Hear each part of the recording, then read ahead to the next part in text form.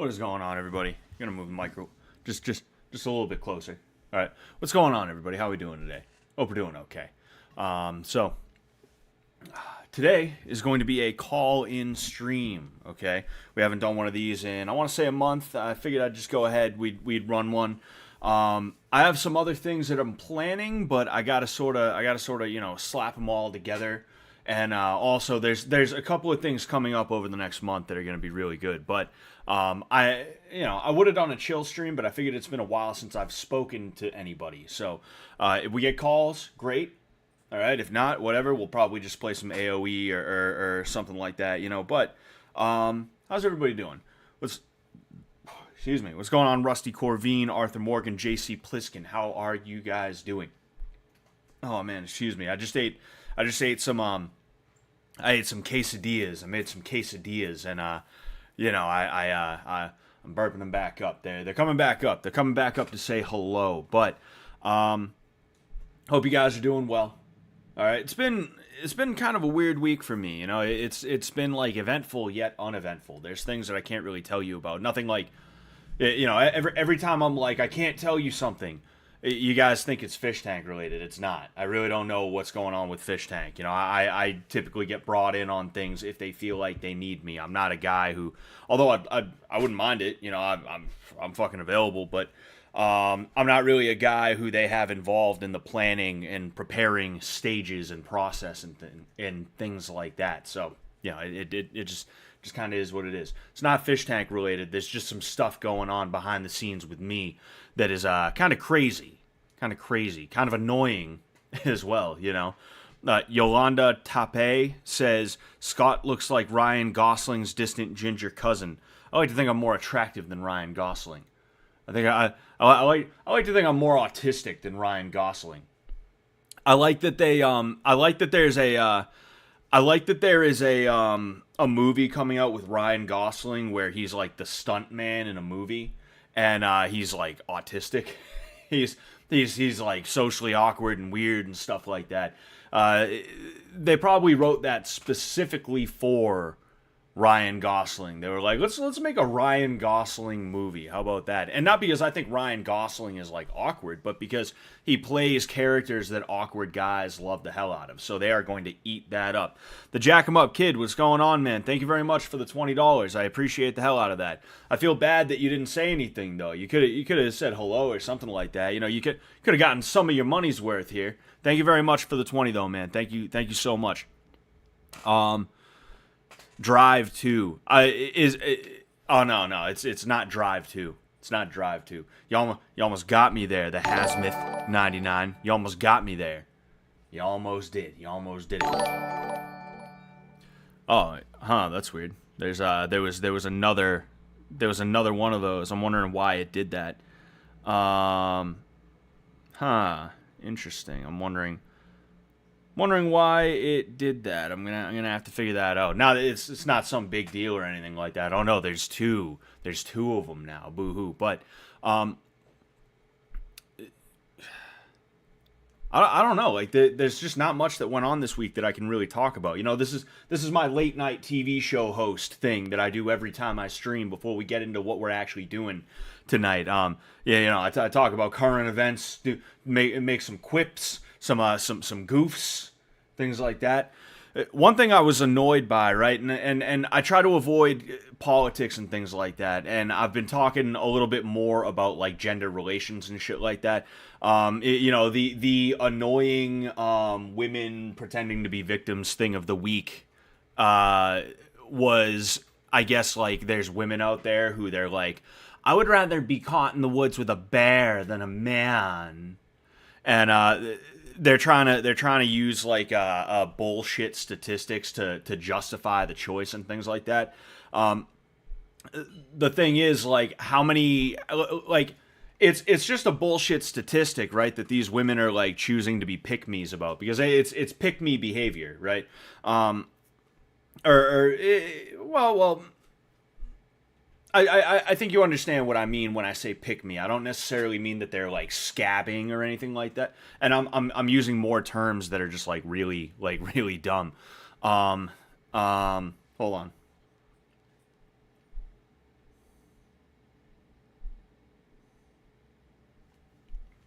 Fucking, um, damn, I just lost my train of thought. Oh yeah, so like the whole bear thing, right? It's just stupid as hell because how many times are you around a bear in your lifetime? I have never been around a bear a single time in my life, and I guarantee you that like most people will never be around one. The closest they'll be to one is maybe if they go to like a zoo or something like that, but it's not like you're hanging out with a bear. So it's just one of those things where like you have somebody who they're being a drama queen is what it is. These women on Twitter are being drama queens, and it's like this. It's one of the female equivalents of back when people were like, oh, how often do you think about the Roman Empire? And guys were like, yo, I mean, at least once a day, And then the women are like, oh my gosh, really? Like, why? And then the guy's like, oh, well, it's the Roman Empire. It's like really cool. Like, it's one of those like dumb little things that people they like it's one of those dumb little things that people play into. It's a game, it's a meme, and it's like a stupid meme. It's a hurtful meme as well because you as a man, you like a girl and you see her posting on Twitter like, oh, I'd rather be caught in the woods with a bear than a man. And it's like, well, one thing, a bear will kill you easy. A bear will kill you without a second thought. All right, first off, regardless of what like bullshit statistics you want to put out there.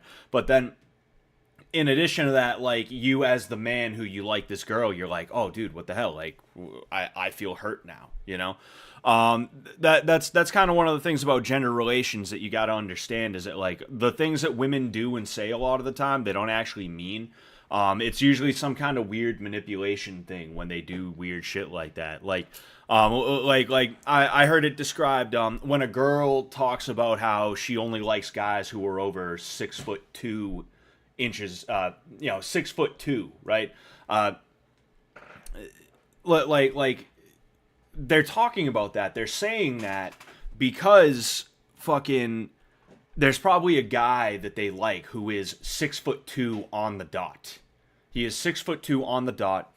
And instead of just approaching that guy and maybe doing a little flirting or maybe just being like, hey, I like you. Do you want to go out sometime? Or anything of that sort. They end up sitting there and they're like, oh, like I'll get him to make the first move by low-key targeting a feature about him, and then he'll be like 6'2". Oh, I'm 6'2". I guess that means I have a chance with this girl. Like that's the type of shit that they pull. So it's like you can't really take anything they do or say seriously when it comes to social media. It's just a bunch of like weird virtue signaling bullshit, and it's also like pick me behavior where it's like a girl posts that and you're supposed to be like, oh man, who hurt her? It's okay, I'll fix her. And don't fix her. Don't fix her, right? Don't save these hoes. Don't do it, If she's posting like that on social media, she is not the girl for you. I will say that much. In fact, even if she's not posting on social media, chances are she's not the girl for you. There's a lot of fucked up women out there. And it's funny to me when people talk about shit like that where they're like, oh, you just picked the wrong girls. It's like, do you know how many women are like predators? They go to church and it's like they're just waiting. They're like tigers. They're waiting to sink their claws and their teeth into some poor guy. Do you know how many of them are out there? The thing that made Bill Burr famous, his sort of onboarding into the Hollywood shit was his comedy, and a lot of his comedy was literally about like he said like, oh, there's no shortage of gold digging whores. There's no fucking shortage of gold digging whores, kid. That's you need help? No. All right. Okay.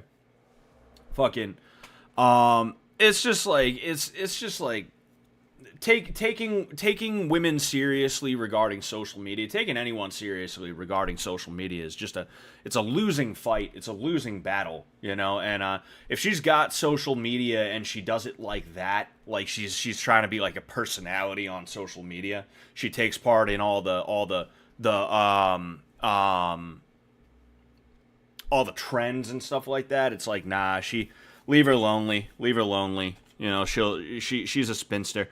You used to just have women that were like that. You had spinsters, you know. Either A, their husbands died and they never remarried, which like that's more unfortunate and sad than anything, right? It's actually kind of respectable, but it's unfortunate and sad as well.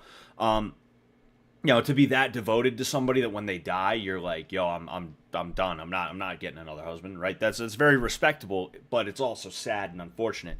But then you also had women who like they were just like dog shit, and they never got married, and that's just the way that it happened. You know, China has that thing with leftover women. You know, that's what they call them. You can't be a safety net. Don't be a safety net for some idiot female who's like, you know, who's just waiting to sink her teeth into you, you know? Excuse me. JC Pliskin says, the women who say stuff like this aren't even the women you'd want to be around anyway. Exactly. Lexi DW says, that's nature's way of telling you avoid this person. Yes, exactly. What about man, bear, pig? That's different. That's different. I'd party with man, bear, pig if it came down to it. I'd do that in a heartbeat. I can fix her just like Augustus and Cleopatra. Pretty much, yeah. Help me, sir. I'm Indian. Dude, I had an Indian call me yesterday, right? It was from my internet service provider, and they were trying to get me to buy a phone plan through them. They cold called me, and they were like, "Hello, my name is Cassandra. I am calling on behalf of your internet service provider. Am I speaking to Scott?" And me, like, whenever I answer these calls, I shit you not, I'll sit there and I'll be like, "Hello, hello there. Who's this? Who's calling right now? Who's calling right now?" Right? I'll alter my voice just a little bit because for one thing it's fun, but then for another thing it gives like an extra layer of like, is that really him though? Fucking, I don't know. I mean, actually, I'm sure it could work to some degree, right? I'm sure if you got some kind of Saul Goodman type lawyer, you could make that work in court, right? Where it's like, I don't know, I don't think he sounds like that. That guy sounds Korean. I answer the phone like, hello, fuck him. But yeah, she's sitting here and she's like, I have an opportunity for some great savings. I am wondering if you have time for a phone call. And I'm still talking in my like weird southern voice. I'm like, oh well, I don't really have time for a phone call now, but if you want to send me an email, you can go ahead and send me one of those, and we could you know, I'll see what you have now. And she's like, oh, but the savings are only over the phone. And I'm like, well, that's not really how that works now, is it? You can send me an email if it comes down to it. And then she was like, oh, okay, well, if you go to our website, www.internetserviceprovider.com, you will see what we are offering. And she mentioned something about phone plans, and I was like, oh, you know, still talking in the southern voice. I just don't want to keep talking in it right now. I was like, oh, okay, so the way to get the savings is to pay you guys more money is what you're saying. And I caught her right then and there. You know, of course, she can't say yes to that because that frames it in a very bad light. But you could tell she didn't know how to answer that, right? And then I kept digging, and I was like, so in order to get the savings, I have to purchase a phone plan through you guys. And she was like, yeah. And I was like, there it is. And, you know, that was that, you know. Fuck him. Japan is in a similar place as well. Yeah, oh yeah, Japan, and I guess Korea is like, they're literally about to have like a war of the sexes in Korea, because you have these like mega liberal women and these like ultra conservative men, you know. Fuck him. It's insane. Best way to practice kissing on your pillow. Or you know, you could use the back of your hand. You know, you could do that. Make sure it's washed though. Make sure it's washed, dude. You got Steve. You got a call from your internet service provider trying to sell you some shit. That shit's ridiculous. Yeah, and like I'm not unhappy with my current cell provider. So it's like, if it ain't broke, I ain't gonna fix it. But I mean, I guess if I had to, I'd give him a try. I'd give him a shot. I'd give him a shot. Penguin, Sam blocked Cryo for a reason. I don't know anything about that. I don't know why you're bringing up Cryo right now. But anyway, Okay, cool, noted. Never even kissed a girl. Hey, I'm happy to help, Steve. I'm happy to help, man. I got your back, bro. All right. All right. So we are going to go ahead. We're going to take some calls now. The way this is going to work. Excuse me. Oh. Uh-oh. Uh-oh. Uh-oh. Oh no, we're good. We're good. We're good. We're good. We are a-okay. So the way this is going to work, okay? Sorry, one second. I just want to make sure of something here. The way this is going to work is you're going to jump in the Discord server, okay? If you want to jump into a call, you're going to go into the waiting room voice channel. And when you go into the waiting room, you're going to go into the call order text channel, right? There's a chat that is under the voice calls category, right? You're going to put a 1 in that chat in order to save your spot, because if there's like 5 people who jump in the waiting room, I am, I'm not going to know what order they're in unless I have something that I can reference, okay? We have one person in there right now. I'll read a couple of chats, and then I'll go ahead and I'll pull him into the call. But yeah, I mean, jump into the Discord server, and we'll do our thing. I'll go ahead and like I said, I'll read a couple of chats, and we'll do our thing. Okay, what I don't get about relationships is that every friend of mine that was in one did nothing but endure pure psychic torture at the hands of these bitches. What's the point? Yeah. You see, one thing that Sam says that's 100% true is that a woman is meant to make your life easier. If she is not making your life easier, she is not worth it. And that is like, oh man, you're evil if you say that nowadays, right? One of my favorite moves is you have these schizo bitches who they'll sit there and they'll be like, oh, but cooking and cleaning is basic life skills. Everybody should learn how to do it. And it's like, I don't even disagree. I know how to cook. I'm kind of a slob, but I can clean if it comes down to it. I'm not always doing it, but I can, right? But these women that say that, they don't know how to cook toast. They burn eggs. They're the types that they would throw ramen into a pot and forget to pour the water in and burn the noodles. You got your fucking smoke detector, your carbon monoxide detector going off, waking up the whole fucking apartment complex, And it's because she doesn't know the basic life skills that she's getting angry at you because you expect her to be able to pull her weight. That's the issue with a lot of women today, is that they don't actually get taught how to be partners. They don't get taught how to actually be someone you can tolerate being around. I won't say most women, but a lot of women today, enough as to where I can understand why there's a lot of men out there who are like upset. A lot of women out there today are completely and totally unlovable. They are completely and totally irredeemable. There's no good reason to have them around, even as a friend. They wouldn't even make a good acquaintance, right? They are spoiled, they are short-tempered, they are easily bored, and when they become bored, they go looking for trouble. It's not even that they look for excitement, they look for trouble. Trouble is exciting to them. They are toxic, they are evil. They are genuinely evil. And there's so many of those women out there today that there's a lot of men out there that they keep noticing these patterns. And them just noticing the patterns, they get treated like shit, right?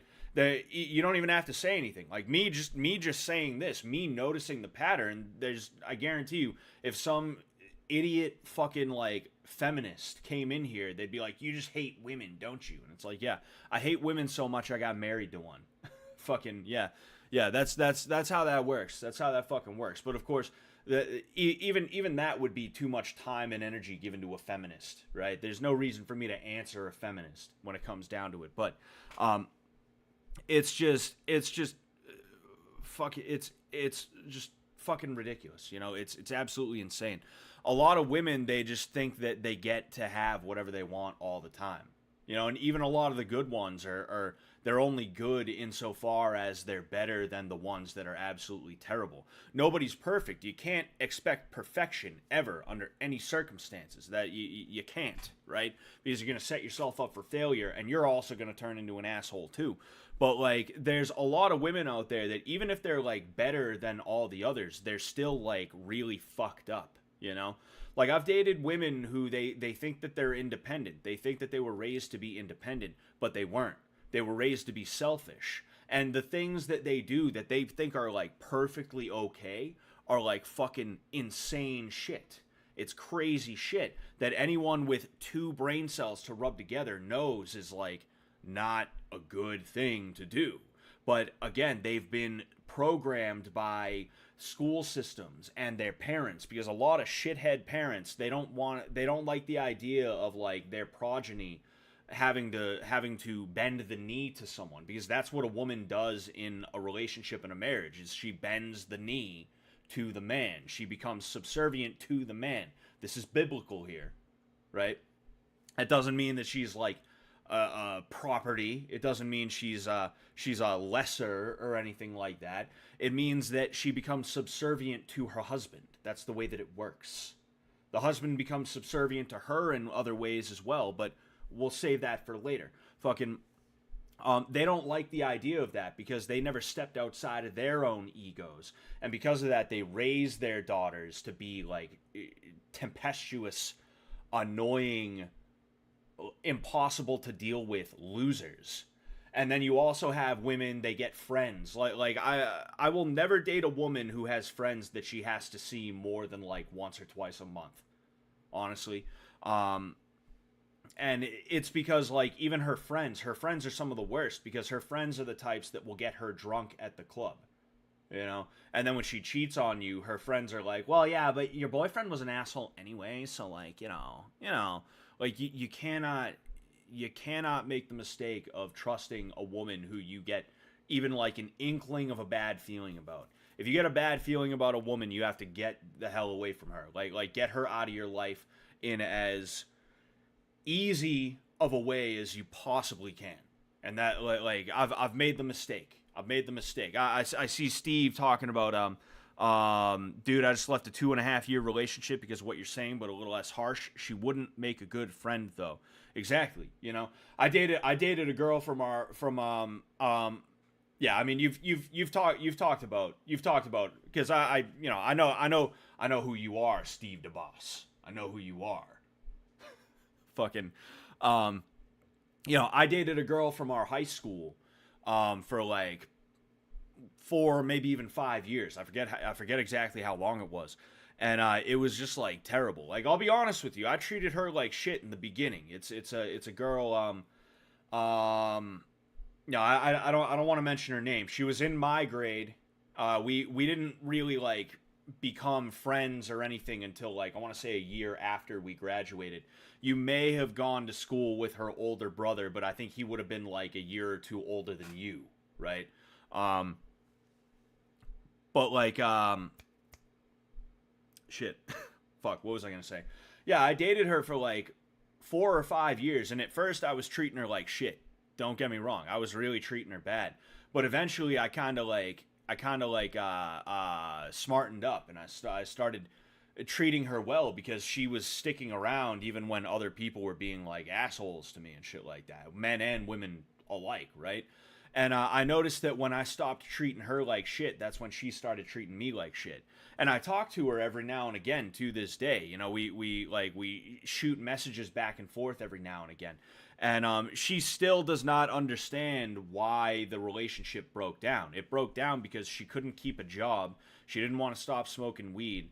And like that's like an awful combination, right? It's bad enough if you constantly, if you cannot stop smoking weed for 2 seconds, that's a bad thing. But when you're that way and you don't have a job, you know, I'm sitting here going to work, barely making any money myself, living in a rooming house that she just moved into because she got kicked out of her parents' house, her mom's house.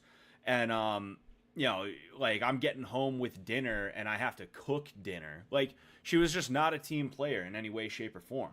And, you know, like it's just, I'm glad she and I are not together anymore, because even talking to her nowadays, I can tell she's not a team player, you know, and she's trying to kid herself. She broke it off with me, and she said she broke it off with me and then got pregnant with a dude, like, I want to say 3 months after we broke it off with each other, or she broke it off with me. Excuse me.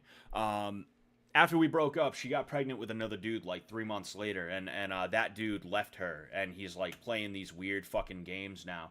And like when I talk to her, she's like, "Well, I mean, he made me feel loved like all the time. Like I was kind of like nervous around you sometimes." And it's like, yeah, because you're doing nothing and I'm doing everything, and I'm mad about that.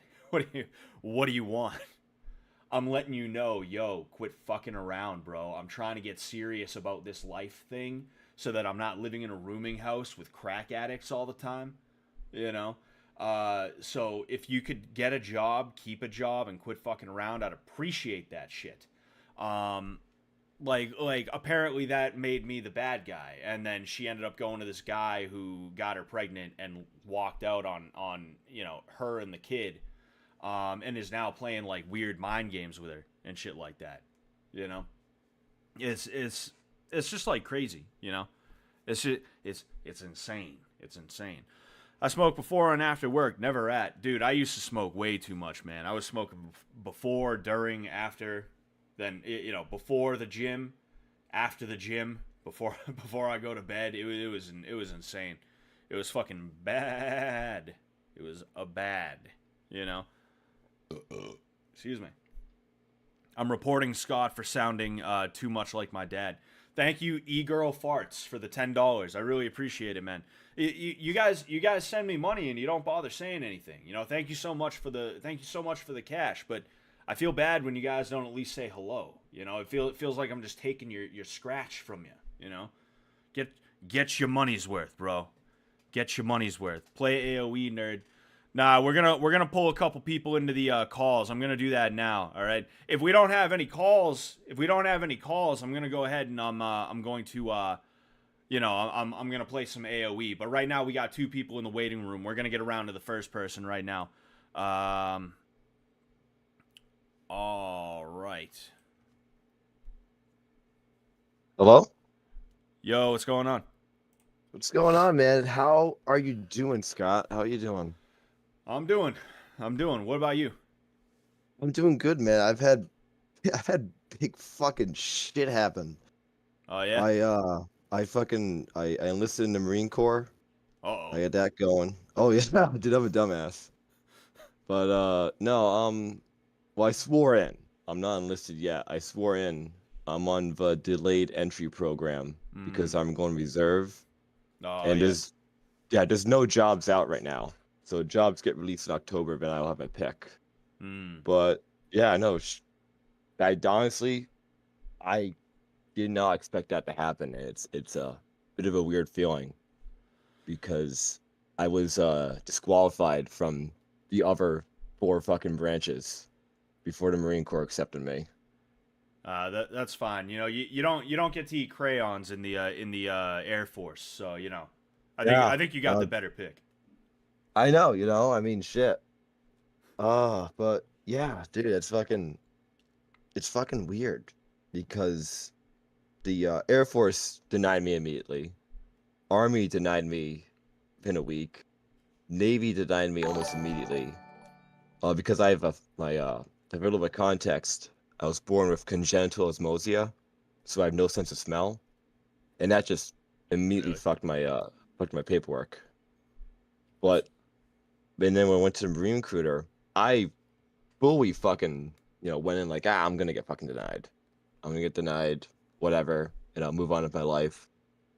And then I got the fucking call a few days ago, like 11 o'clock at night, that they got approved, and yeah, I fucking swore in the next day. It's fucking weird. I don't know. I don't know. It's like I should be happy that I finally got in, but it feels weird.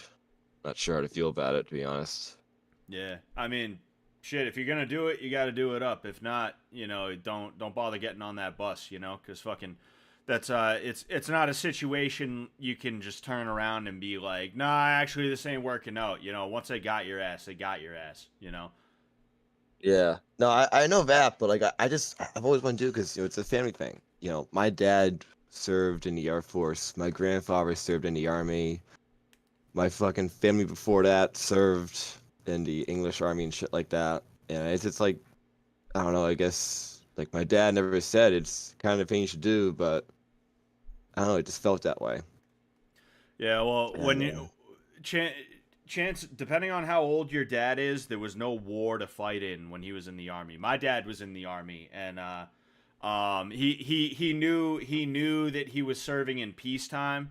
So yeah, to kind of joke around, he was talking about because he was in the army during the Iran Contra thing. You know, yeah. when Iran had the what's it called, um I think I know what you're talking about, but I don't know what it's called. yeah, yeah, The yeah. When Iran, the Ayatollah took over, and they ended up yeah, kidnapping those American hostages and things like that. yeah, Like yeah, yeah, there yeah, was no war, right? And yeah, the thing about the army and the armed forces in general, it's is in peacetime, which I mean I know things are heating up, but it is still kind of peacetime for us in a way. yeah, Um, the thing about the armed forces is in peacetime it is more so used as a means to help people get a leg up, yeah. is what it is. You have tons of dudes, they go into the army specifically so they can like get certain training and stuff like that, or in your case the Marine Corps. But Yeah. so it's Yeah, no, if you're not ready to go die for our greatest ally, then you should probably not bother though, because with how things are heating up, it would not surprise me if in the next 3 to 5 years we are in a war. People think if Trump gets in, there's not going to be a war. No, in fact, be a war. I'd say there's a greater chance of there being a war, because Yeah. Trump would be like, "Oh, that's It it. was this Like, real. you guys aren't. What do you mean you're not pulling out of Ukraine? All right, I guess we're Yeah. fighting." You know? Yeah. No, I mean, well, it's always like ever since I was young, my dad would fucking. I guess my dad never wanted me to serve. My dad, though, I got a like I'm an electrician and shit. I got a good career very early in life, and he never wanted me to serve because my dad served because he had no other option. He Mm, had no job. yeah, That's why my dad served. that's why mine served. And now, yeah, and now I'm in, and I have a full ass career, and I'm kind of doing it because like I want to be able to look back like yeah, I did that. I may have hated it, I may have hated every Mm. fucking 6 years of it, but at least I did it. Nah, And you don't join the army so you say you can join the army, or excuse me, the Marines. yeah, That's not something you do just to say you could do it. yeah, You climb Mount Everest because you're yeah, like, I can say I did it. You run a marathon so that you can say you did it. You don't join the Marines so you can walk around and pretend like you give a shit that some other guy was also in the Marines, because that's what happens every time. yeah. There's nothing more But annoying than two Marines having a conversation. oh, dude, I'm gonna be insufferable. I'm gonna make being a Marine my entire personality. I'm gonna get shirts. I'm gonna Zion get dog. tattoos. I'm gonna get fucking I'm gonna get big stickers on the back of my truck that say this is a Marine drives this truck. I'm gonna Mm. be insufferable. I'm going balls deep like my buddy did, who just got out of Marines. I'm gonna be the worst, most annoying person ever. That's my plan. Yeah, I've heard that they call the Air Force a corporation.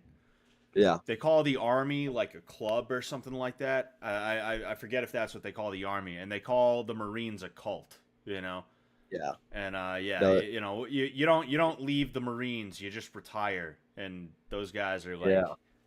you know, Once a those guys are Marine, always crazy. a Marine. Yeah, Once yeah.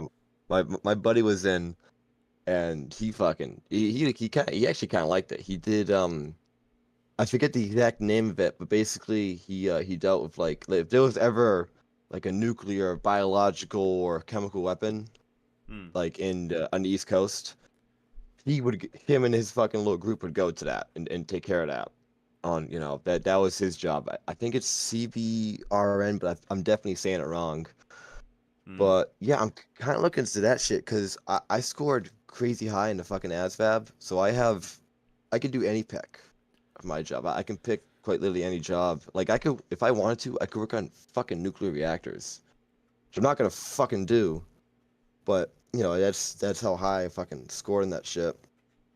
But no, I got time to think about it and really think about what I want to do. But it's just fucking weird because I basically went into it like, nah, it's not gonna happen. It's not gonna happen. I'm gonna get denied, and I'm gonna keep on with my life, and it's fucking happening. And I'm like, well, I gotta see this through. I can't fucking drop it now.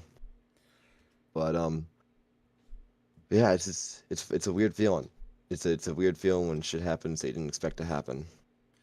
Yeah, Oh, just be careful, all right? Like, reserve. They're not just gonna call in the reserves for no reason. I'm just saying, be careful not to get roped in because I know how recruiting goes. Not personally with the military or anything like that, but they'll tell you anything they think they need to tell you. yeah, I had.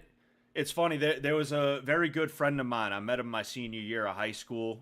He had just gotten back from the fucking the war in Afghanistan. He was a ranger. He yeah, spent 2.5 tours there. Halfway through the third tour, he got blown up one too many times, and he had to go home. But yeah, I'm walking out of my grocery store job, and this fucking dickhead like pulls up in a car, and he's like, hey kid, what are you doing this summer? Blah blah blah. He tries to recruit me, and I'm like, I'm probably going to college, next year. And he's like, oh, what are you doing? I'm thinking of going for culinary. And he's like, oh, Marines cook for the president. And I was like, oh yeah, all right, yeah. And I just kind of like walked off. I'm very good at just letting somebody's pitch fall flat and then moving yeah, on. yeah, I end up going to my buddy's house like pretty much right after that, and I tell him like, dude, a Marine recruiter just tried to hit me up. He was telling me that Marines cook for the president, and he's like, no, they don't. The Army cooks for the president. And it's like, no, yeah. neither of them do, bro. You think the president of the United States has some shithead like army Yeah. fucking cook, some army chef cooking for Yeah. him? No, he's got some 5-star. I worked in a Michelin Yeah. restaurant type dude cooking his Yeah. meals.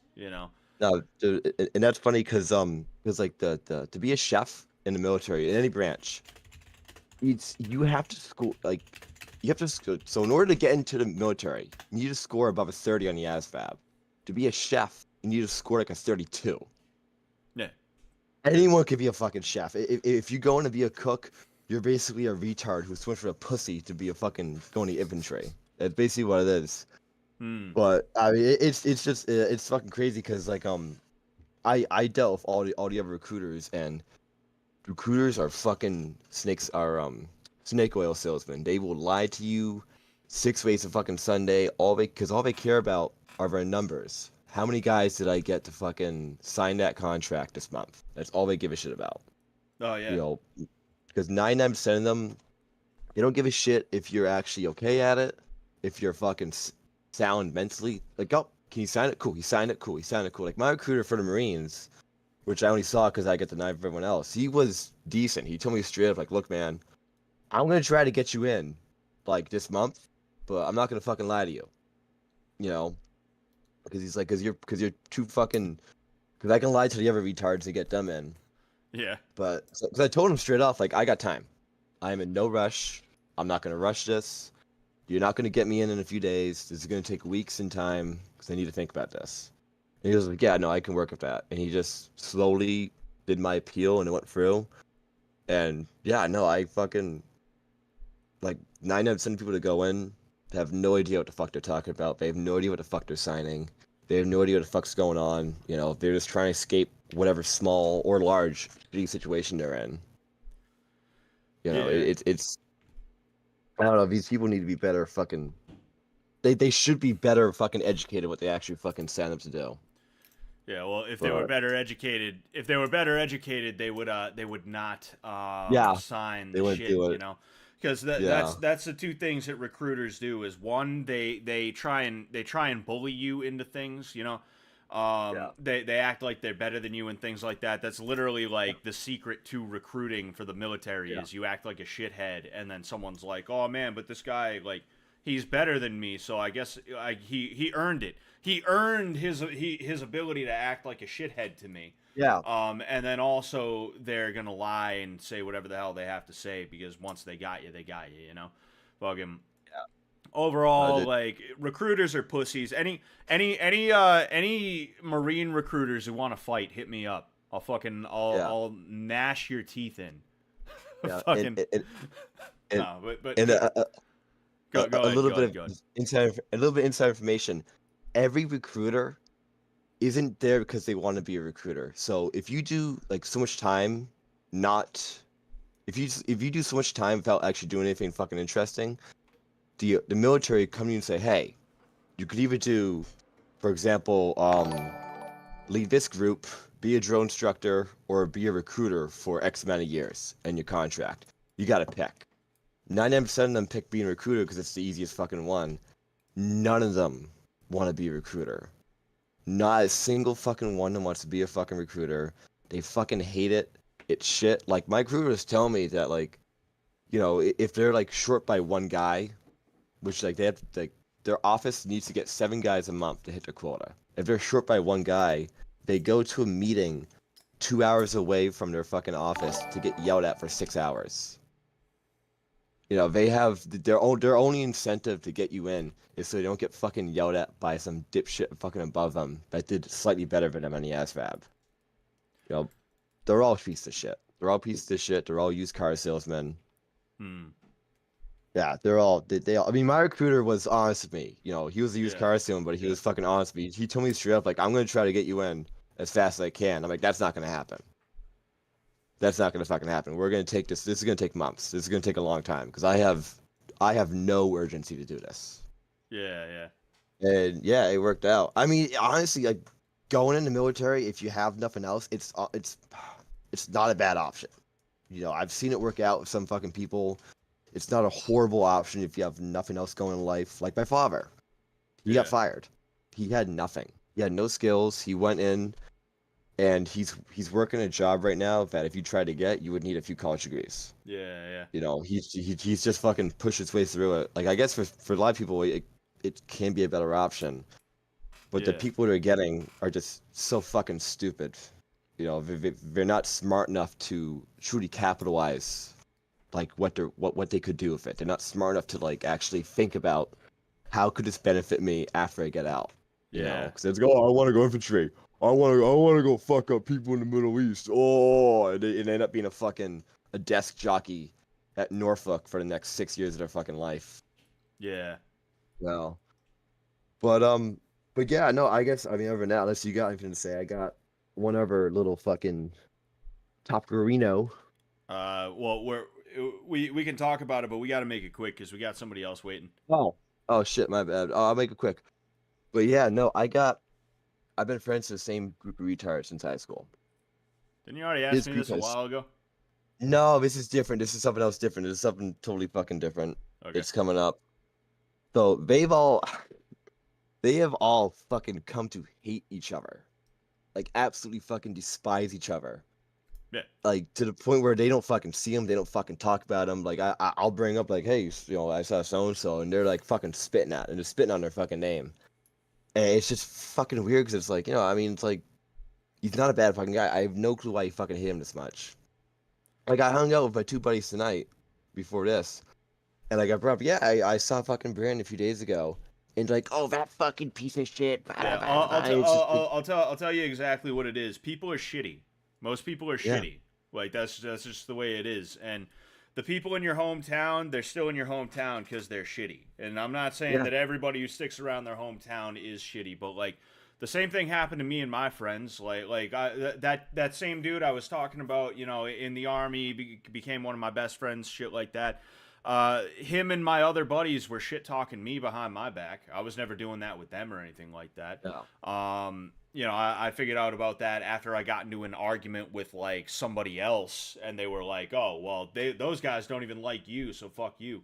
You know, and then in addition to that, just the way that they treated me, like familiarity breeds contempt, and Yeah. the more familiar you get with people, the more if you're an egoistic person anyway, the more familiar you get with people, the more likely you are to take them for granted and do things that are not becoming of a good friend. Yeah. Those people were probably only all hanging out with each other because of proximity, not because they actually liked each other. You know, like me and my Yeah. other friend, me and those friends of mine that I was just referring to. We were basically only hanging out with each other because of proximity and the fact that we all smoked mad weed. So it's like, well, I mean, hey, we might as well, right? But eventually the wheels kind of fell off because we were all pieces of shit, myself included, right? I won't even say Yeah. that they were always at fault. I did a lot of dumb shit myself, right?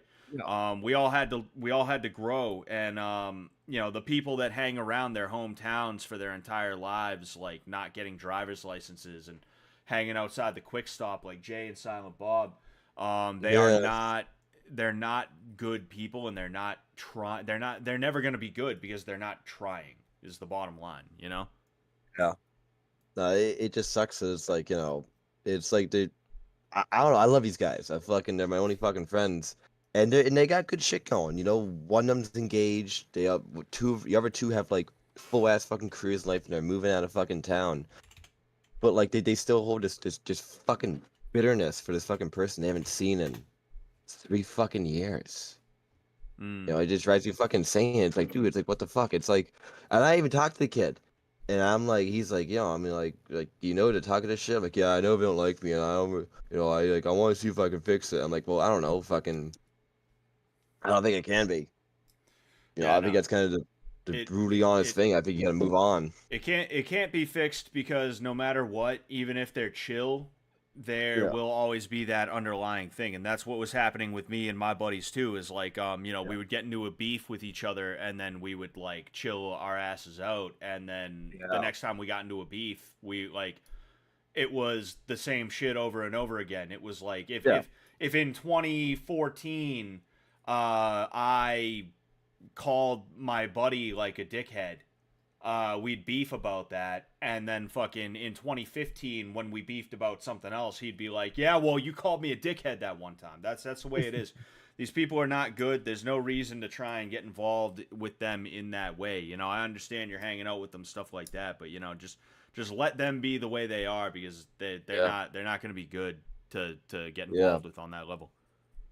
That's kind of what I've fucking. I kind of gotten to accept at this point. So fucking, I don't know. They're gonna be bitter. They're gonna be angry. I'm gonna try my best not to be and just let them fucking do their own shit and hope. I don't know. Hope maybe at some point maybe they fucking lose that bitterness and fucking leave that fucking person behind and stop thinking about them. Mm. Oh gosh, but it's kind of it, man. It's fucking as usual. It's always a fucking pleasure to talk to you. You as well, man. Oh man. Sorry, All right. I was listening to you and talking shit to somebody who's shit talking the Irish. So you know, I saw that fucking asshole. Fuck you. I'm reading that shit as an Irish American. I hope you fucking die. All right. yeah, yeah. Irish supremacy in this bitch. We built this fucking country, all right, and we will fucking tear it down just to spit in your fucking grave. All right, man. All right. I'll talk All to right. you later. Yeah, peace out, brother. Peace out. It's always a pleasure to talk to repeat customers here. It's always a pleasure to talk to return people. You know. All right. I'll read a couple of chats and then we'll get to the next person. Um. Where's the chat? There is the chat.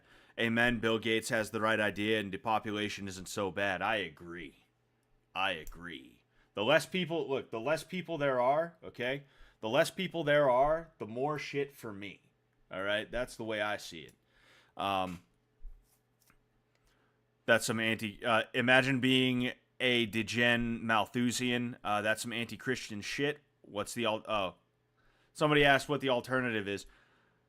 I'm curious what the alternative is. I'm literally reading my shit. I'm reading my own chat like it's a chat log.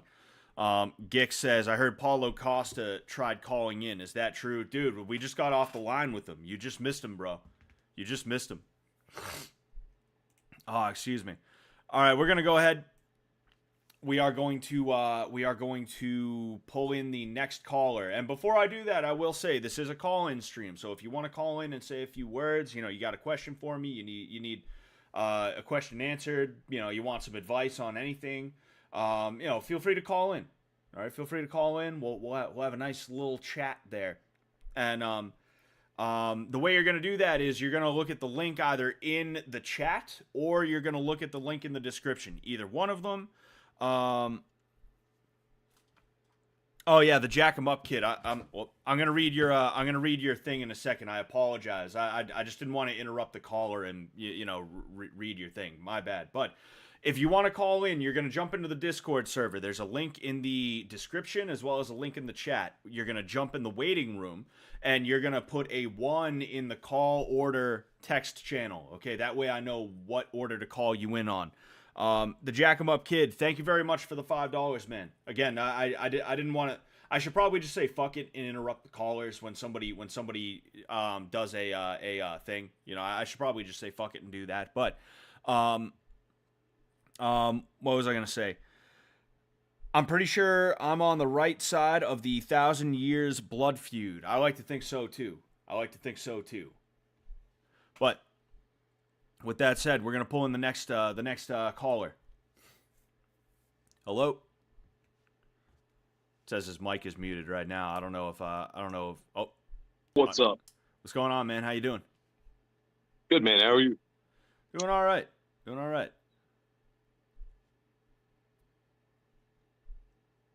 ready to have some fun. Cool. How we doing, Scott? I'm doing all right. You got anything you want to talk about? I'm good, man. Having a heck of a month, I'd say. Heck of a month. Been working like a dog. Definitely have some thoughts on the last caller situation I'd like to talk about as well. But first, of course, so I just got out of a 2.5-year relationship. Things were definitely, could have been better. But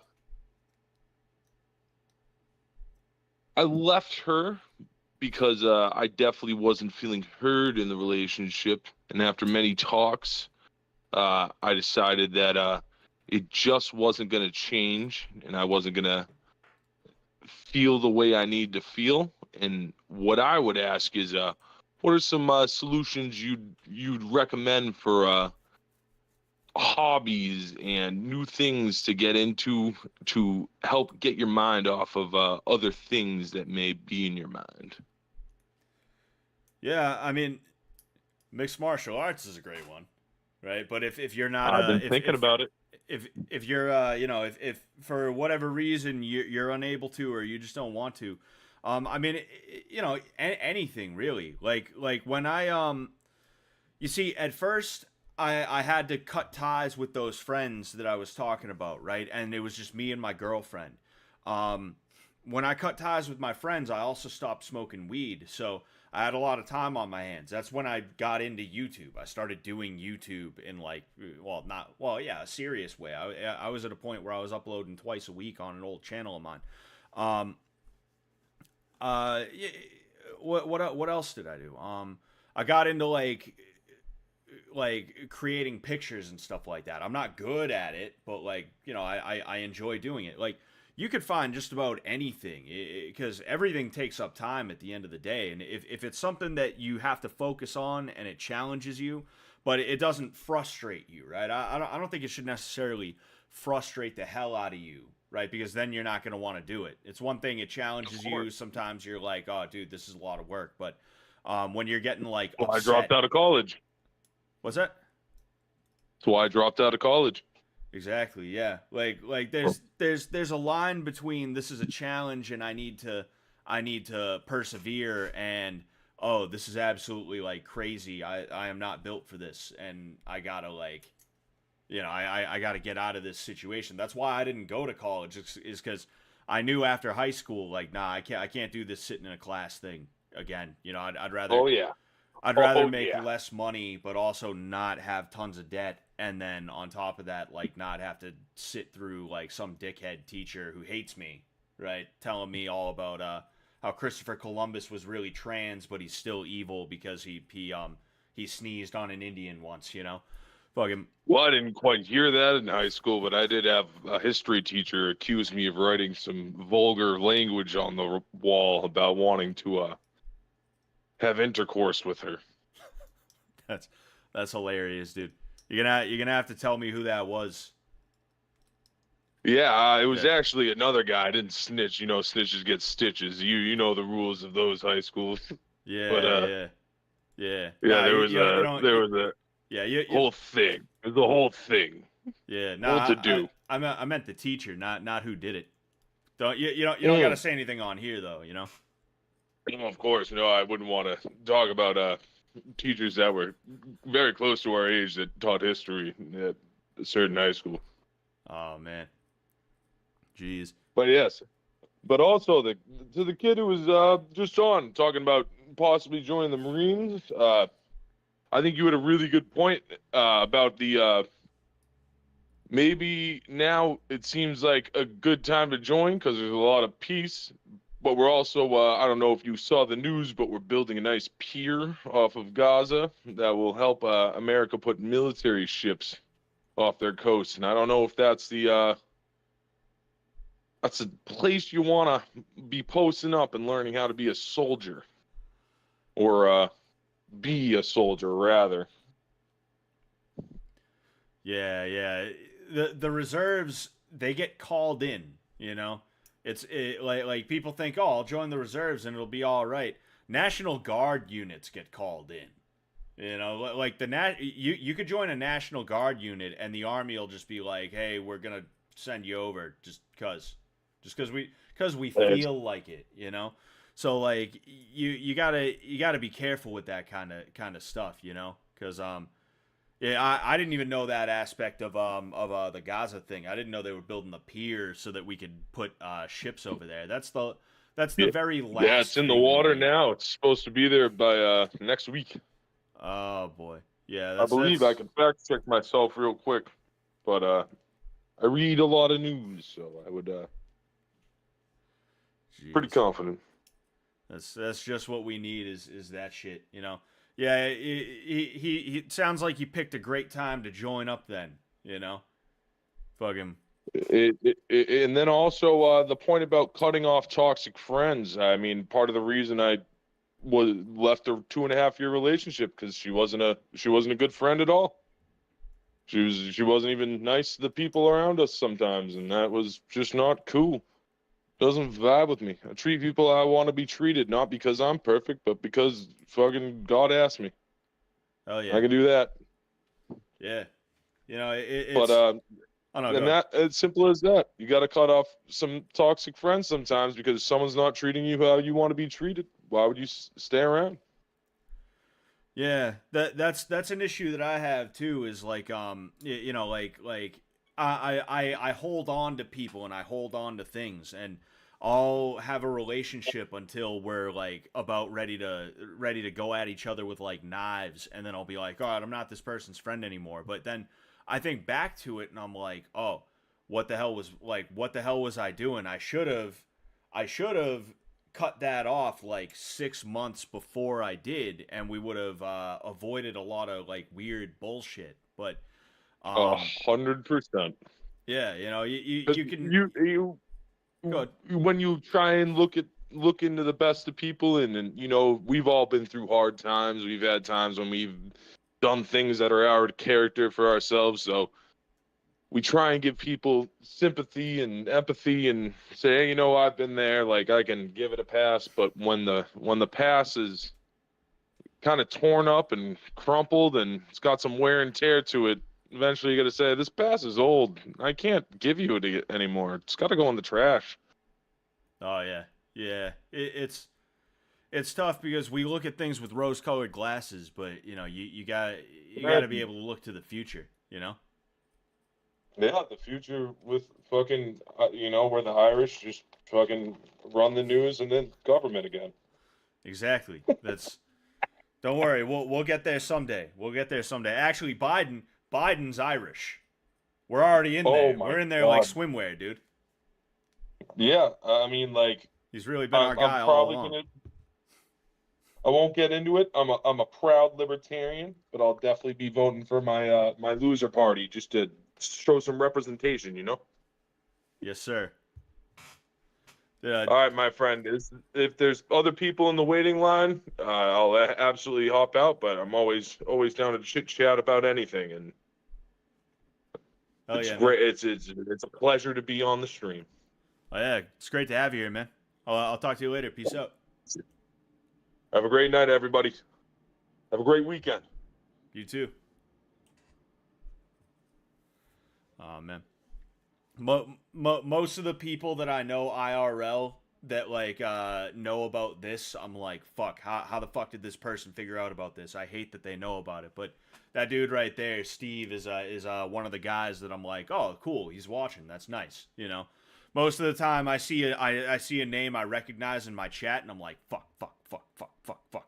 They're gonna see the real me. They're gonna see the real me.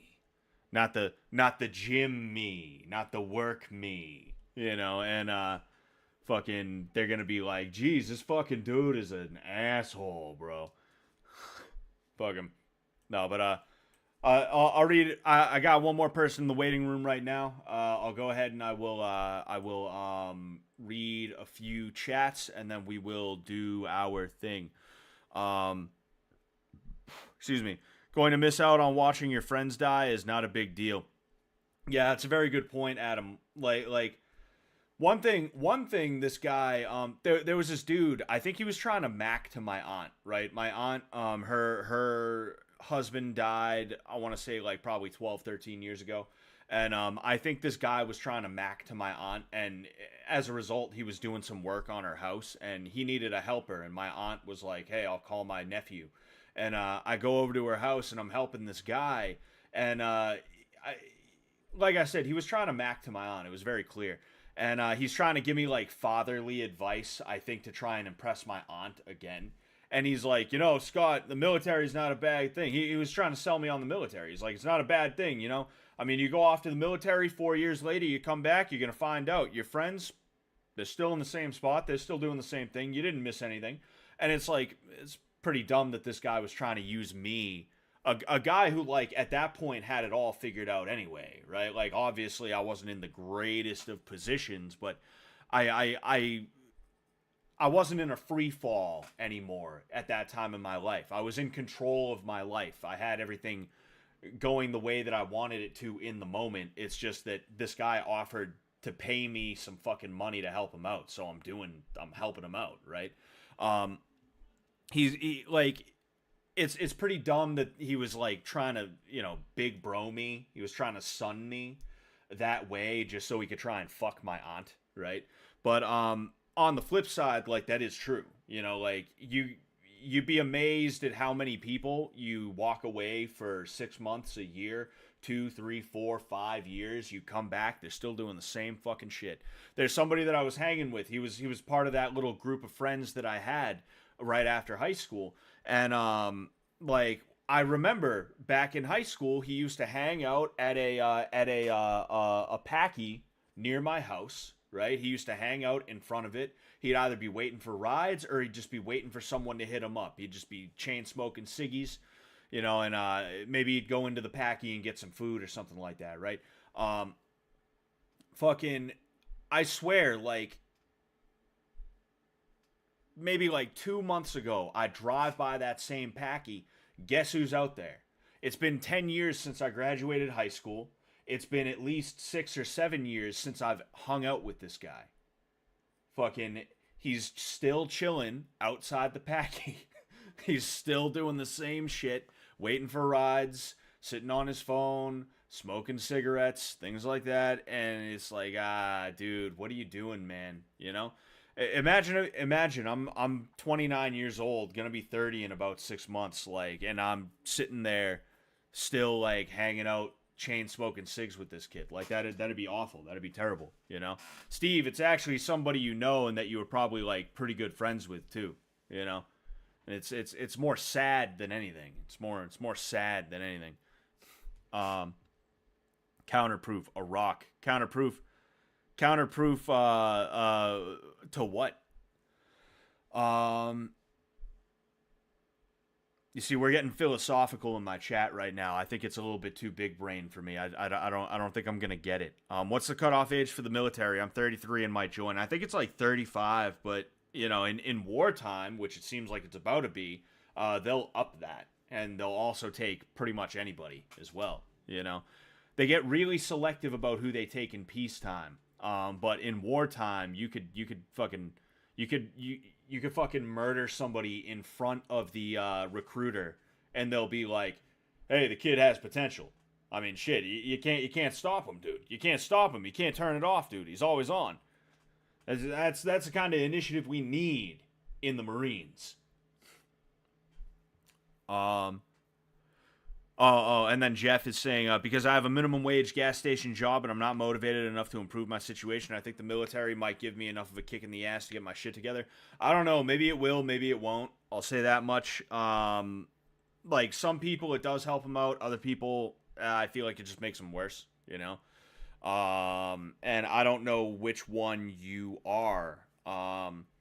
The thing I will say is that the military is not going to do it in the way that you think it will. It's that you are going to acclimate to the military, and by acclimating to your surroundings, you will become better, right? So you could go into the military, be incapable of acclimating to military life, and because of that, they kick you the hell out, right? That happens. It happens a lot, actually. So it's kind of a situation where it's like, hey, if you can figure it out on your own, you're probably better off figuring it out on your own. You know, just be careful, man. Just be careful, man. Just be careful.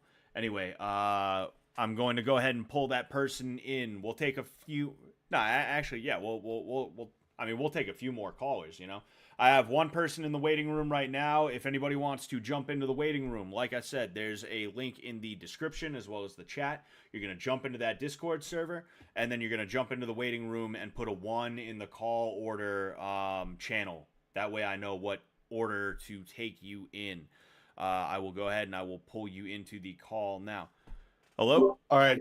Let me mute you on the stream. Okay. Hi. Okay. So first of all, for the last guy, I don't know if he's still listening, but a relationship like that is a relationship not to be in. And I think you did yourself a favor, because fuck that bitch. And all she was going to do is make you feel miserable. And the next time you're in a relationship, you're probably going to be a million times happier. So don't dwell on the past. And that's all I have to say about that. But what I wanted to say was, I have a paralyzed hand, but I want to get into boxing or any mixed martial arts. Do you think it's possible? My arm works, my muscles in my arm work, but it's a nerve problem from a car accident. Yeah, I mean, you know, there's a guy named Nick Newell. He does not have a hand. He has one regular arm, and then like there's I don't know if it was amputated or if he was born like that, but basically the other arm starts here, goes down there, and about down here is just a nub. You know, he's able to bend the very end of the nub and things like that. He basically throws punches and then an elbow is basically what he's got, and he's actually done surprisingly well given that he is fighting with one less weapon than everybody else. Now in your case, I think it depends on a couple of different things. Are you able to make a fist? You said it's paralyzed. I would assume not, but it's a noodle fingers. The fingers are just rubber. Oh man. I have another question for you. Have you ever taped the hand around your dick and used it to jack off? Yeah. Yeah, dude. Oh Alright. yeah. I'm happy to Yeah. hear that. Now, with that out of the way, like I usually tape the phone to the dead hand. that's it. That's not a that's not a bad way to go about it. But Yeah. like the thing is, like, a fist is not just like this, right? This is a fist. When your hand is in a boxing glove, it's shaped, you know, this is the general shape, right? This is the general shape. And then you close when you go to punch. You make kind of like a fucked up fist, right? Yeah. I'd say get into boxing just because, at the very least, when your hand is in the glove, it's going to take the basic shape of a fist, but you will be at a bit of a disadvantage in terms of actually being able to close the fist when you hit something, right? Or Muay Thai, right? Something with boxing gloves. If you were to get into MMA and you were to take like an MMA fight, let's say, they might actually have issues with that. You'd literally be better off if you just, not telling you to do that, I'm just saying, because like at the very least you could be like, what? It's not like I'm gonna throw it out there and it's gonna do that and then John Jones the hell out of somebody, right? That's kind of the thing with MMA, is that the gloves, you know, given the issues that you have,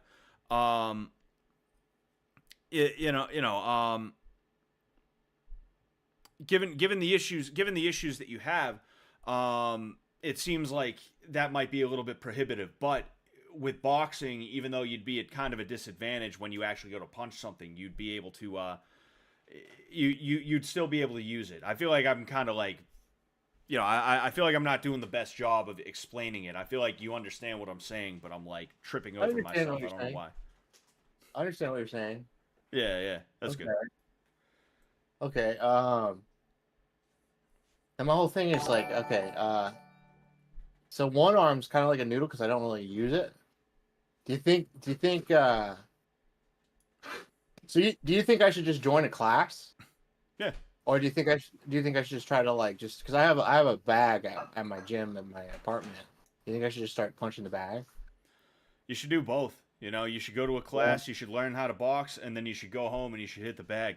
You know, if you don't really use the arm that, you know, has the fucked up hand, you got to start using it. You know, like no joke, tape like a 3 to 5 pound weight to your hand and start kind of doing curls and, you know, like presses and you know, rows. Or these aren't rows, these are flies, I believe. You know, you're gonna have to utilize not just the arm, but also the muscles that support the arm. You know, all these. Yeah. You know, and I mean, just take it easy. People psych themselves out, and right, I'm gonna get to you in a second. But You're gonna get to right. That's funny. nah, I wanna finish the point though, because I don't want to cut myself in half. Like, people psych themselves out about classes and things like that, right? Now, don't get me wrong, you got some dickheads out there. You do have some dickheads out there that are like running classes or gyms or things like that, right? But you can typically identify those guys and get the hell away from them. Most of the time, people just want you to try. They aren't worried about you doing the greatest. They know you're not going to be perfect. They just want you to try. So if you go in there and you're like, yo, I got a limp hand. Yes, I do use it to jack off sometimes. Okay, we'll get that out of the way right away. But with that out of the way, I'd like to box, but it's going to be a little bit difficult for me for a little while when it comes to actually being able to use this arm. And if you explain that to them, they'll be like, oh, all right, yeah, like, all right, let's go. Go ahead, you know, do what you can do. Don't worry about what you can't do, you know, if that makes sense. Yeah. Yeah, that makes sense. That's all I had to say. Okay. So real quick, right. For the $5, yo, Scott, when did you get that, bro? Right, for another $5. When did you get that? Gay. Ha, got him. Oh, fuck. Oh, I've been had. Uh-oh. No, but thank you, He's right. so right. Thank you, right, You're for the so right. $10. I appreciate that. It's also your 10th super, I guess. So thanks for that. Congratulations. I don't know why the super chat thing keeps going off. That's weird. I got to figure out what the deal with that is. But yeah. Did you have anything else you wanted to talk about? I have another question. Yeah. When you're on these, are you drinking? Am I drinking? No, I'm not drinking. You don't ever get drunk on these?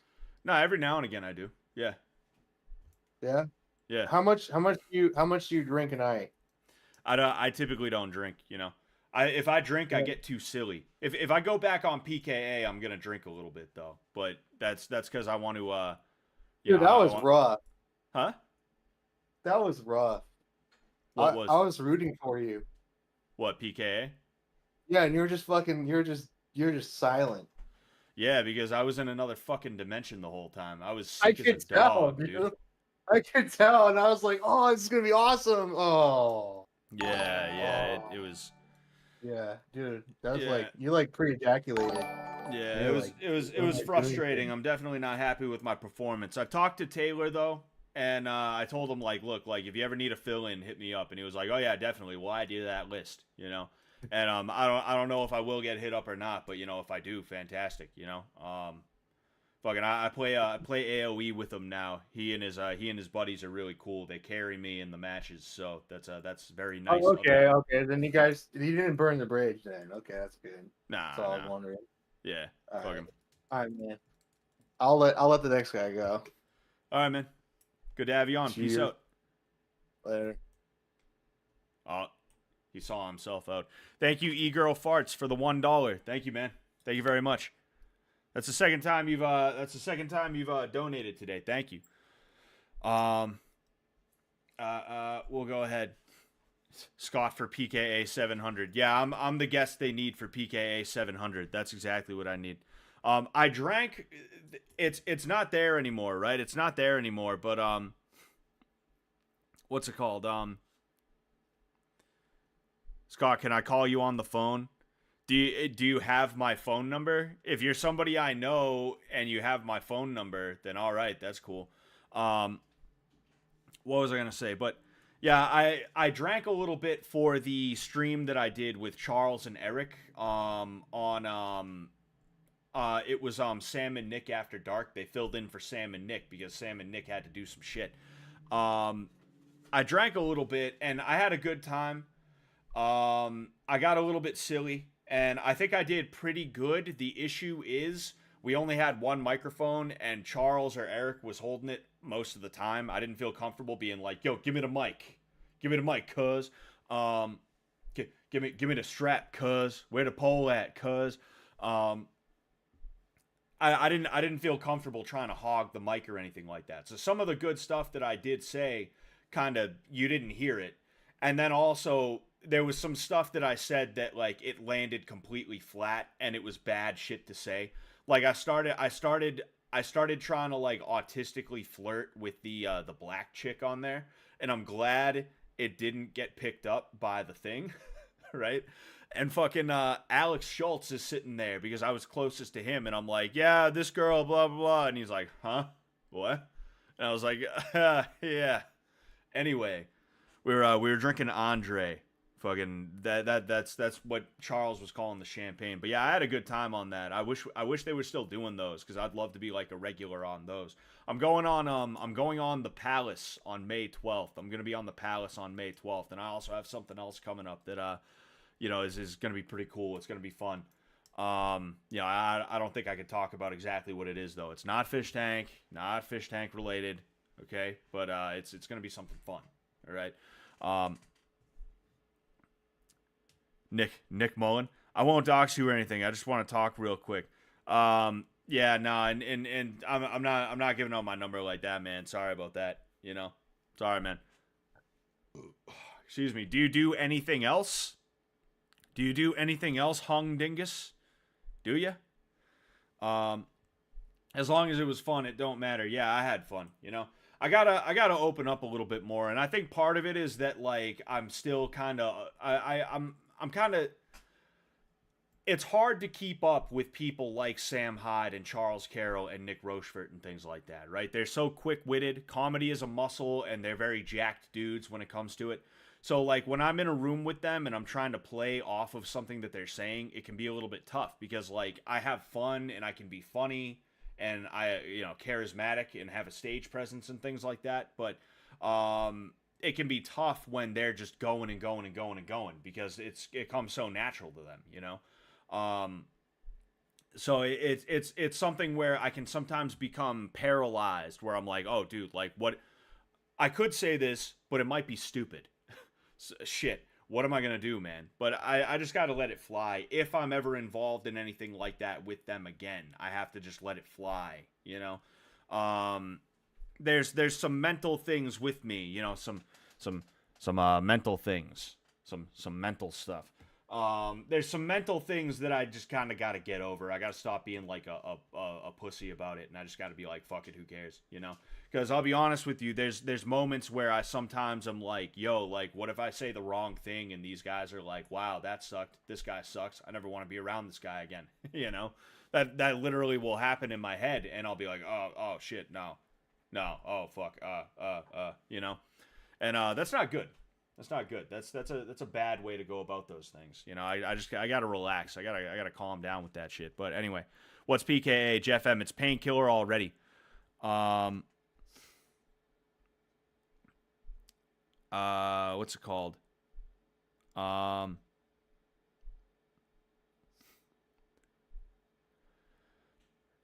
want to call and talk about Fallout New Vegas. Yeah, I mean, I'm really only doing Discord. I don't have anywhere else you can call in is kind of the issue. But if you want to make a Discord real quick and jump in the Discord, go ahead. Other than that, I really don't know how we're gonna do it. Is kind of the issue. You can say the wrong thing. I say the wrong thing to them all the time. Yeah. Are you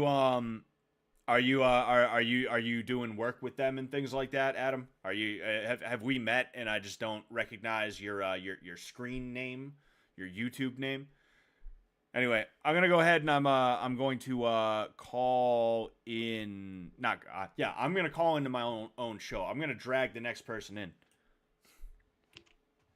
Yo, what's going on? Yo, What's up, man? what's going on? Doing all right. Doing all right. What's up with this? What's up with this Hung Dingus guy, huh? I don't What know. a tool! Yeah. He's a real tool. Yeah. I feel like don't he's him. somebody we. I feel like he's somebody we already know, and he's hiding behind this fake account here. Yeah. Probably. So how you doing, Scott? I was late to your stream. Did you hear what happened tonight? No, what happened tonight? Kyrokeen went on a dating stream. Do you know Kyrokeen? Yeah. I know of him. I don't know him. Yeah, it ended in a total meltdown. Really? Yeah, That's pretty funny. Actually.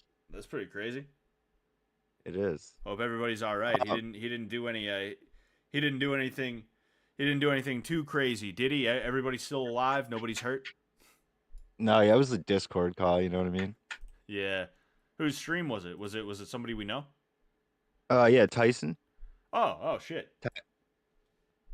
Yeah, Tyson did it. You guys started at the same time. I was like, what the fuck? But I made it, Scott. I had no idea. So I've gotten in 2 debates over some of your streams. So I wanted to ask you directly about this. Yeah, go ahead. So the nicotine video you released, quitting smoking, right? Mm-hmm. So I'm a heavy smoker, right? And I'm trying to quit right now. That's why I'll spurg out on you if you piss me off. But Oh yeah. People came in the comments and we're talking about how addictive marijuana was, and I disagreed with that highly. And I was curious your thoughts on that. Yeah, marijuana's addictive. Fucking. Look, they say cheese is more addictive than cocaine. I've never seen someone want to suck dick in return for cheese, but I mean, they say cheese is more addictive than cocaine, right? If cheese is addictive, if chocolate is addictive, if all this stuff is addictive, weed is addictive. Now, the cope that a lot of people have is that, oh, it's not addictive, but, you know, you can become habituated to it. It's like, well, what does habituated mean? Well, you feel like you need it. So, a fucking addiction, a mental addiction then. Usually what happens then is people will be like, oh, well, yeah, but like everything's addictive, bro. The issue I have with weed, I don't even have an issue with weed. It's an issue with weed smokers. And I used to be like this myself. Like I said, I used to smoke way too much weed. The dishonesty. It doesn't cure cancer. All right, you're not gonna smoke a J or rip a dab and your cancer's gone. It's not how it works. It helps with like appetite for people who are going through chemo, and then like there's certain medicinal properties in CBD, but most people are not smoking CBD. They're smoking THC, right? And THC does not have the same medicinal properties that CBD does, right? It is addictive. I do think it's a gateway drug. We can talk about that if you want. You know, that's the one that really pisses people off. But it is addictive. It's not like heroin. I'm not saying it's as bad as heroin. Yeah, alcohol is probably worse in certain ways, but that doesn't mean weed is good. And I mean, all I want from stoners is for them to be honest at the end of the day. You know, that's really all I want from them. It's a fair argument. I think my argument was more along the lines of quitting weed versus quitting cigarettes, and the way it mentally affects you is so drastically different. Like cigarettes really take a hold of you once you become addicted to nicotine. Where marijuana, it's like a kind of a pain in the ass for a couple days. That's just a personal view. Well, I mean, the thing is, like, at best, they're kind of the same, right? Now, I do think nicotine physically is worse for you than weed, right? You know, weed, as far as we know, does not cause cancer in the way that nicotine can and does. But nicotine, you go through withdrawals for 3 days. Like literally, you said marijuana is a pain in the ass for a few days. Nicotine is a pain in the ass for a few days. And then after the third day, you don't have physical cravings anymore, right? You don't have headaches, you don't have jitters or anything like that. Anything you feel is all mental, you know? And then it gets better and better, like the longer you go without it, you know? Fair enough. I mean, well said. Thank okay. Sorry, it's so weird because I'm like watching you talk on the video. It's muted, but it throws me off a little bit. All right, so the final one, I'm kind of putting you on the spot for this one. You don't have to answer if you don't want to, but it's nothing personal. But we had a debate in your Discord about fish tank fans. Yeah. I was curious what your thoughts are on fish tank fans. I mean, I appreciate everybody who's given me love. I appreciate everybody who watches the show and enjoys the show and takes it all in good fun. And you know, they don't like when somebody gets out of the tank, they don't harass the shit out of those people.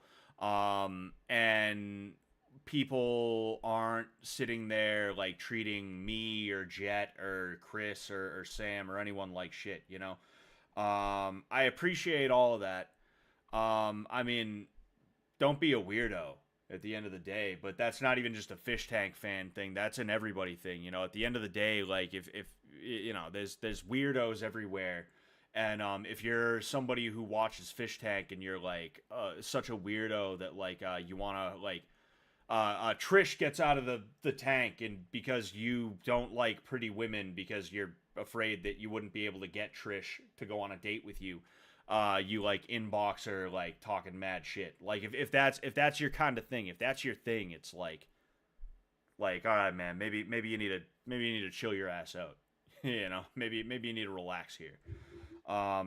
Sure.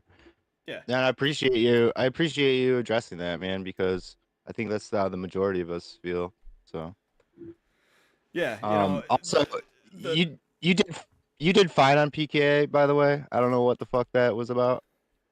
Yeah, well, I mean, I did a lot of sitting there listening to them talk about stuff, and some of it was stuff that I could have spoken about too, but I just didn't because for one thing, like, You know, these are three friends that have known each other for years, and they're having a conversation, and I'm the new guy. So like, it's kind of hard for me to find a spot to cut in. And Taylor was very nice, like trying to make sure that he would bring it back to me every now and again. I really appreciate that. Woody was cool too, and I like Kyle as well. But you know, it was still kind of tough for me because, like I said, I was sick as a dog. Like it got to a point where I was in a complete and total fog by like 2 hours in. Like by that second hour, I was absolutely fucked. I was like I said, I was in another dimension. I'm sitting here like just like that mentally, you know. And I don't know if you could see it in my face, but I was just like I was not okay, man. I was not good. But thank you for that. I appreciate it. You know, hopefully I'll get to you don't seem to think I need to redeem myself, but you know, hopefully I'll get to redeem myself, for lack of a better term, if I get on there again. At the time it was like you had done like maybe 5 streams, and for being just like somebody randomly pulled into that, I mean, obviously, yeah, hopefully you get another chance to do better, but it wasn't like you like failed at it or anything at all. Yeah. I mean, the thing is, these streams are my streams. So for one thing, I'm completely comfortable. I always know what the premise is going to be. I don't get blindsided by some shit. You know, so it's real easy for me. Like I had done more than 5 streams. I've been streaming for at least a year now. You know, I've had my YouTube channel for 2. The first stream I did on this channel was it was Sam's boxing match, right? Actually, it wasn't on this channel. It was on an old channel, but like it was supposed to be on this channel. You know, it was for Sam's boxing match. I did my first ever fight commentary stream for his match. Like, so it's real easy for me to sit here and, you know, like I don't have to worry about like, oh, am I gonna piss this person off, or like, am I gonna say something that's not funny and it's gonna land flat? You know, it's real easy for me to not worry about that, because if that happens and you guys make fun of me, I'll just be like, hey, go fuck yourselves. You know, right. Yeah, but you know, like it is what it is, you know. Like the another issue with me too is that I don't realize how monotone I am and how unemotive I am sometimes. Like when I speak, I hear intonation in my voice, but when I watch it back, I'm like, wow, I was really flat there. That happened with the Justin Minks video. When I watched that back like the second or third time that I did, you know, when I was I'm not gonna make that joke. Actually, I'm not gonna make that joke. But why? I was watching it back for like the second or third time because I study myself. I study how I am on streams and stuff like that to try and get better. I realized like, oh, I'm kind of monotone in this, and like, you know, I kind of come off as though I'm like, you know, like kind of like oh, all right, well, that's weird. I still think I mogged her, but yeah. You know, I didn't. It sounded a little bit different than I thought it did. You know. I hear you. Yeah. Can I pick on you a little bit? I guess. Go ahead. Like, do you wear SPF 100 as a redhead, or do you just do pure zinc? I just stay the fuck out of the sun, is what I do. I haven't been to the beach in years. Oh man. All right, Scott. Thanks for having me on, man. I appreciate it. Yeah, no problem, man. Thanks for coming in. Peace out. I got him. I got him that time. I got him. The last guy, he left on his own. I got to kick this one out. All right, so we got 2 more people in there right now. I'm going to read a couple of chats, and then we'll go ahead and we'll do our thing. Shout out to Trisha Militia. Yeah, I really like Trisha. She's got an energy about her, you know, that's just nice. It's nice to be around, you know. I really hope that she does get to be in season at least 2.5, if not season 3. That'd be really cool, you know. You know, she's fun to do stuff with. She can take a joke too, is the thing. Like, she had no clue that I was gonna hit her with Brian in that dating show stream. She had no clue. That's why she absolutely freaked the fuck out. She could have easily been like, dude, what the hell? Like, you didn't tell me. Ugh. But no, she rolled with the punches so well, and that was like really cool of her, you know. If you're Letty's Knight, for example, man, I heard Letty's Knight died, and I don't know if that's true or not, but I mean, I hope not, you know. The pot didn't make me lazy, actually. It made me manic, and I'd be working out for like 6 hours at a time, fucking my body up. Yeah. So it depends on the strain from what I've heard.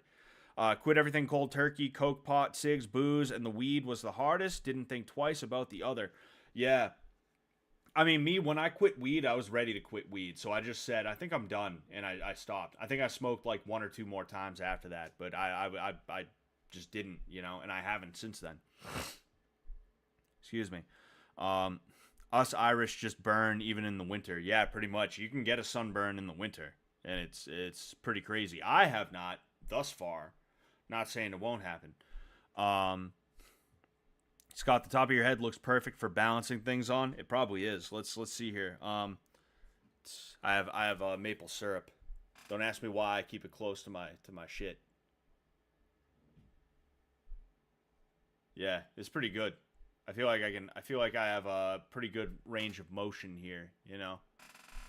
Oh shit. Here we go. All right, anyway. So, we're going to pull the next person in. I believe it was this person. Yes, okay. Bada bing. Bada boom. Oh, no, wait, no, I pulled the right person in. What's going on? Nothing much, man. Well, why do you keep maple syrup by your shit? Because I like pancakes. Okay. I mean, I like them too. Okay, so this is a question, I guess kind of 2 topics. One is like, I guess I saw a YouTube video recently. It was talking about how, like, you know, like people like Mike Musumeci, they're like elite level fighters, like jiu-jitsu guys. But like a lot of them are used to like just pulling guard and they don't know that many takedowns. So I want to get your opinion on that and like if you think that's true or not. And then also like if I were to want to get started in jiu-jitsu, I know I've asked the question in chat before, no gi or gi, and it seems like I'm leaning towards a no gi. Should I like call around and make sure like there's more of an emphasis on wrestling if I want to get into like takedowns and stuff like that, especially, and just, you know, yeah, I guess overall both those things. Okay. So I'm gonna answer the second one first because like I don't know why, like I know you mentioned Mikey Musumeci and, you know, guard pullers and stuff like that, but I wanna ask you what that question was again after I answer your second one. The short answer is just go in and try classes out. You know, you don't have to call around and be like, so like, what do? You know, that's an easy way to not be liked by people. If you, as a dude who doesn't know anything, walks in and you start asking technical questions in a way that makes it sound like you're trying to put somebody on the spot or stump them, or like you're trying to decide if this guy's going to be worth your time, right? Just go in. People usually give you one free class. Just try a class, you know? Fair enough. You can watch a class before you try it, right? You can maximize the amount of shit that you're able to see from them by watching a class or two and then trying one, right? Like, if you go in there and they have, like, butt scooting shit, right? I mean, in jiu-jitsu, you're going to have to learn how to butt scoot, right? That's just how you move around if you end up in a seated position. But if they're like, okay, you're going to sit down and then you're going to start scooting towards them, right? Then that's bullshit. That's stupid, you know?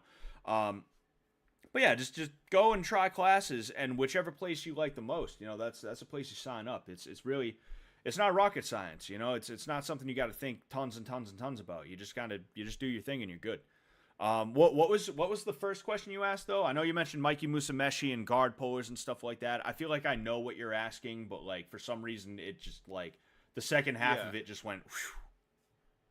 So it's like the elite level guys, like they are obviously elite, but like this, you know, YouTube shorts I saw, obviously, you know, that's not the ultimate, you know, source of information, but like they're saying that like these guys, especially Mikey, while they are good, they don't really know takedowns that well, and they don't use them that much because you see a lot of them just pulling guard. And do you think that's true? Like, do you think a lot of the sport, I guess, is just pulling guard and like not knowing takedowns and stuff? Yeah, you see, takedowns are tough. It's tough to get good at takedowns. It's not that tough, but it really the tough part about it is the mental aspect of it, where what tends to happen is you shoot in and somebody sprawls out on you. And because they're sprawled out on you, you're in an uncomfortable position, and now you have to dog the takedown. You have to fight against this person's weight that is bearing down on top of you, and it can suck. It really sucks being underneath somebody trying to dog a takedown. And because of that, a lot of people become either defensive grapplers or they become guard pullers. And that tends to be what happens with these guys, and they form strategies based around pulling guard or even just sitting down and butt scooting. Excuse me. And they get extremely good at that. Mikey Musumeci is not a jiu-jitsu practitioner. He is not a fighter. He does not compete. He just wins. That's what he does, right? And that sounds like I'm paying him a compliment, and on one hand I am, but he is somebody that when you take him when you take him out of his element too far, you go too deep, he's not going to be in good shape. Right? He may be good at, like, if you end up in a certain position, returning to the one position that he is good at, because that's what happens when you have a game. You tend to have your core thing, and then everything else revolves around that. Even me, that's kind of how I do things. I'm very top heavy in my grappling. I get on you and I'm like a wet blanket. You move, I move just enough as to where you can't escape. When I pull guard, the rare occasions that I do, or if I end up on bottom, a lot of what I'm doing from the bottom is trying to put you in a position where I can sweep you so that I'm now back on top, right? What I'm trying to say in a long-winded way is there's nothing wrong with having a game, but if you're only good at one thing, you're not actually good at jiu-jitsu. You're just really good at that one aspect of jiu-jitsu. So it's kind of like now, at the end of the day, a win is a win is a win. Mikey Musumeci, very successful. I'm not going to try and take anything away from him. But there's a reason why he only does jiu-jitsu. There's a reason why, even though he competes in a mixed martial arts and kickboxing, for that matter, event promotion, even though he competes for those guys, he has never decided, you know what, maybe I'll take an MMA fight. It's funny because he called out Sneeko, and I actually think Sneeko could beat him.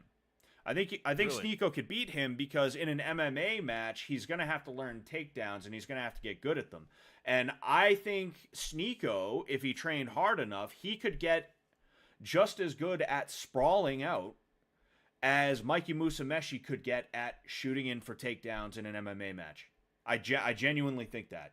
I think Sneeko could get just as good as avoiding Mikey and sprawling on takedowns as Mikey could get at closing distance and taking him down. That's a genuine belief I have, right? And again, it's because Mikey has just been putting all of his he's been putting all of his stat points in one spot, and everything else is atrophied, Yeah. Nobody likes guard. Like, people are increasingly getting more and more sick of guard pullers, to the point where it's almost starting to become like a bro thing. Like, whenever there's like a jiu-jitsu reel or something like that, you have a bunch of like dickheads who are like, oh, he's a guard puller. And it's like, all right, man. All right, I get it. I don't like him either. You don't got to be the Facebook tough guy, though. But, yeah, like, it was really bad for the sport. It was really bad for the sport that a lot of these guys, these soy boys, came in and they started pulling guard, and they call themselves warriors, and they like to think that they actually know how to fight, when it's like, no, you know how to attack the legs, and that's all you know how to do, Yeah. Oh, I appreciate that. And also just like getting started with something like no-gi, where would you recommend like getting rash guards and stuff? Just like at Walmart, or like, is there a specialized place one should go to? I mean, rash guards are rash guards. I don't think they're gonna have them at Walmart or anything like that. But you could find them on Amazon. You could find them on like specific like websites and things like that. Anyone who sells gis typically is also going to sell rash guards. Me, I don't really do the rash guards thing. Rash guards kind of came around during the soyification of jiu-jitsu, and because of that, I'm like, this is stupid, Yeah. But I get you. nah. Honestly, I got nothing against rash guards. It's just that I'm too lazy to buy one. But that is true about the whole soyification of rash guards. Is like dudes love throwing their little rash guard on, and it's got like some stupid shit on it, and they feel cool wearing it, Yeah, I mean, it sounds kind of like similar with like weightlifting on the internet too. It's like there was this era of like science-based lifting and like being super optimal, but then everybody realized that like these dudes are putting themselves in like the most advantaged positions with like the form, like taking the widest stance possible on deadlifts and all that other stuff. And then like it seems now like emerging that there's just this movement similar to the like people saying that like the guard pullers are nerds, where like we're just like they're calling the science-based guys pencil necks, and like they're just completely abandoning that too because they're all like just annoying. So refinement culture is the product of bureaucratic thinking, and bureaucratic thinking is the machination of a sophomoric dickhead, and that's what a lot of nerds are. They're sophomoric, they're the types that they're like, oh, we're talking about like weightlifters and jiu-jitsu guys right now, but they're the types of people that like they would in earnest be like, every muscle that somebody works out represents one book they didn't read. I still can't believe somebody said that in earnest once. I still can't believe that. Like that's what it is you got these dudes who like they're just it's not about being good at fighting. It's about winning tournaments and things like that. Winning games is what it's about. Yeah, I mean, and it's not like even exciting either is the thing. It's not like they're winning the game in an exciting fashion. It's boring, But what were you gonna say? It's like they have a Napoleon complex. They have like something to prove. Yeah. Oh yeah. That's one thing about jiu-jitsu too, is the smaller guys don't like the bigger guys. They get upset because bigger guys, for one thing, we can't do berimbolo. I thought I could do berimbolo. I'm 6 feet tall. I ain't my string bean ass ain't fucking I ain't doing berimbolo to back take. Are you kidding me? But I learned from some guys who were smaller than me, and I'm like, oh no, they can berimbolo, I can berimbolo, and it's like I fucking can't, But a lot of these like smaller dudes, they have this nerd rage because like when they try to do their crazy little technical like, oh, I'm gonna berimbolo to this move to that move, and then I'm gonna hit the leg lock. A dude my size just fucking stacks them, literally folds them in half. They're sucking their own dick, and they're like, oh, dude, but like you're not good at jiu-jitsu. It's like, I'm good enough to kick your ass, dude. What do you want? And that's why I said that about Mikey Musumeci, because like at the end of the day, he is successful. You can't take that away from him. I don't begrudge him his success. What I don't like is his style of grappling. I don't think he's fun. I don't think he's entertaining, and I don't think he's good for the overall sport of jiu-jitsu. Excuse me. Yeah. Well, going back to that, I've seen that post where it's like every muscle you build is not a fact, is the fact that you could have memorized. It's like, it's so Reddit, because like they're not even reading books themselves, and like a set at the gym that takes like a minute, and then you're just fucking. You could sit there and browse Reddit, bro. So it's like it exposes how like not well rounded as a person they are, because it's like the gym like. It's like a workout is like going to take an hour. So even then, like you're losing like an hour of your time. So it's so crazy to hear people say that. And it reveals so much about them. Oh yeah. Yeah. They are losers. Yeah. You have anything else you want to say? Nah, man, get the new Vegas man in there. All right, man. Thanks for coming on. Yeah, man. Take it easy. Peace out. All right. As usual, I'll read a couple of chats and then we'll go ahead and we'll get this person in. I think they'll be the last person because it's been a little under 2 hours. So we will do our thing. Bring Hung Dingus on the show. I'm going to. Just give me a second. The people have spoken. We want Hung Dingus. All right, I guess that's what we're doing. Charles Oliveira pulls guard all the time. Yes, he does, but the difference between Charles Oliveira and Mikey Musumeci is that Charles Oliveira actually has good jiu-jitsu for a real fight. The way he uses his guard is very entertaining, and it's also very it's optimized for when somebody's trying to rain punches down on you. And that's why I like Charles Oliveira, and I think that a lot of people do not have good jiu-jitsu in MMA, and they could use a lot more jiu-jitsu than they do. It's just that a lot of them are lazy. They'd rather not do that. That's kind of part of the MMA refinement culture, is like there's a lot of pushing someone up against the cage, not a whole lot of taking people down off the cage anymore. Not a whole lot of trying to get off the cage, right? Because it's energy that people are trying to save. So they'd rather just be put up against the cage and fight the ability to take them down, right? They'd rather just hold on for dear life on bottom and then try to stand up if they feel like they have the opportunity, right? It used to be fun watching ground game in MMA, right? But it's not as much anymore, But anywho, here we go, baby. I haven't watched a single Game of Thrones episode because I immediately knew it's just a bunch of Reddit hype. Yeah, I haven't watched Game of Thrones, and I don't ever plan on it. All right, we're going to bring the man in. Hung Dingus, what's going on, man? Yo. Uh-oh. Hello?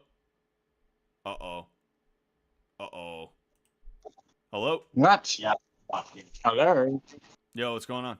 Hey, what's up? Is this Scott? Yep. Hey, it's good to hear from you, Scott. How are you doing? Doing all right. Could you do me a favor though? Could you mute the stream in the background? Yes, I can. There we go. How are you doing, my friend? Doing all right. How about you? I'm doing excellent, man. What's that? Uh-oh. I got a relay with it. Sorry, you're kind of cutting out. You know how I do that? Do you know how what? I'm new to Discord, so I have no idea how to do that. Oh, okay. Well, I can hear you better now. Awesome. How are you doing, Scott? Doing all right.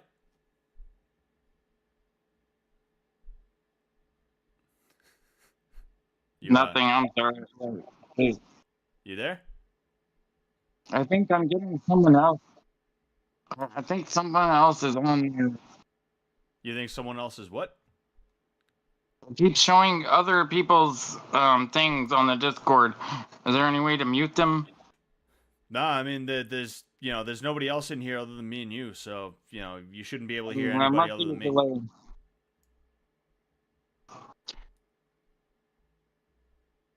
No. So did you have anything you wanted to talk about?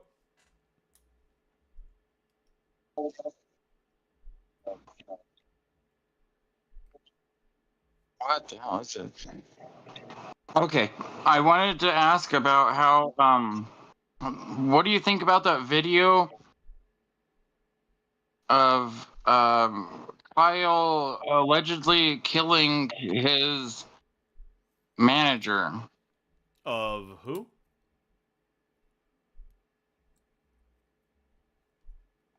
Of who allegedly killing his manager? Kyle from. Oh, do you mean FPS Kyle? Yes. Yeah, I mean, I don't know if I watched that video. I don't think Kyle would do that, and if he did, I think they would have found that out. Covering up a murder. I honestly think that was a slander piece, and I wanted to know what you thought about that. Yeah, I mean, covering up a murder is not something you're just able to do. Exactly. Yes. there's things that require someone to you have to have knowledge on how to do it, right? You're not just gonna like you could sit here and Google whatever the hell you want to Google and things like that, but you're not gonna get all the information you need. There's gonna be something somewhere. So I don't know what happened with his manager. I'm sure Kyle doesn't feel good that there are people out there who would be trying to draw that conclusion or that connection. That's pretty fucked up. Oh my God! Yeah. Everything is just.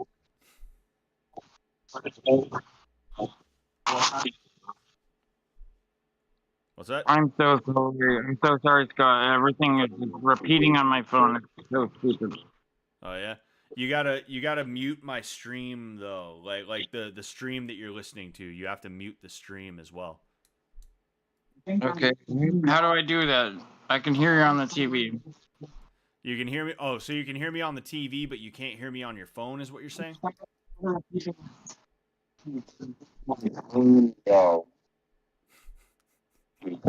me. Mute everything.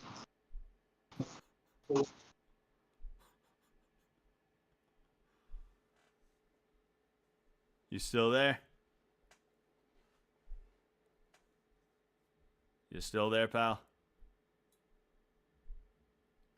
Oh, he muted himself in the call. I'll give him a second to get his shit together. Can you hear me, Scott? Yeah, yeah, I can hear you.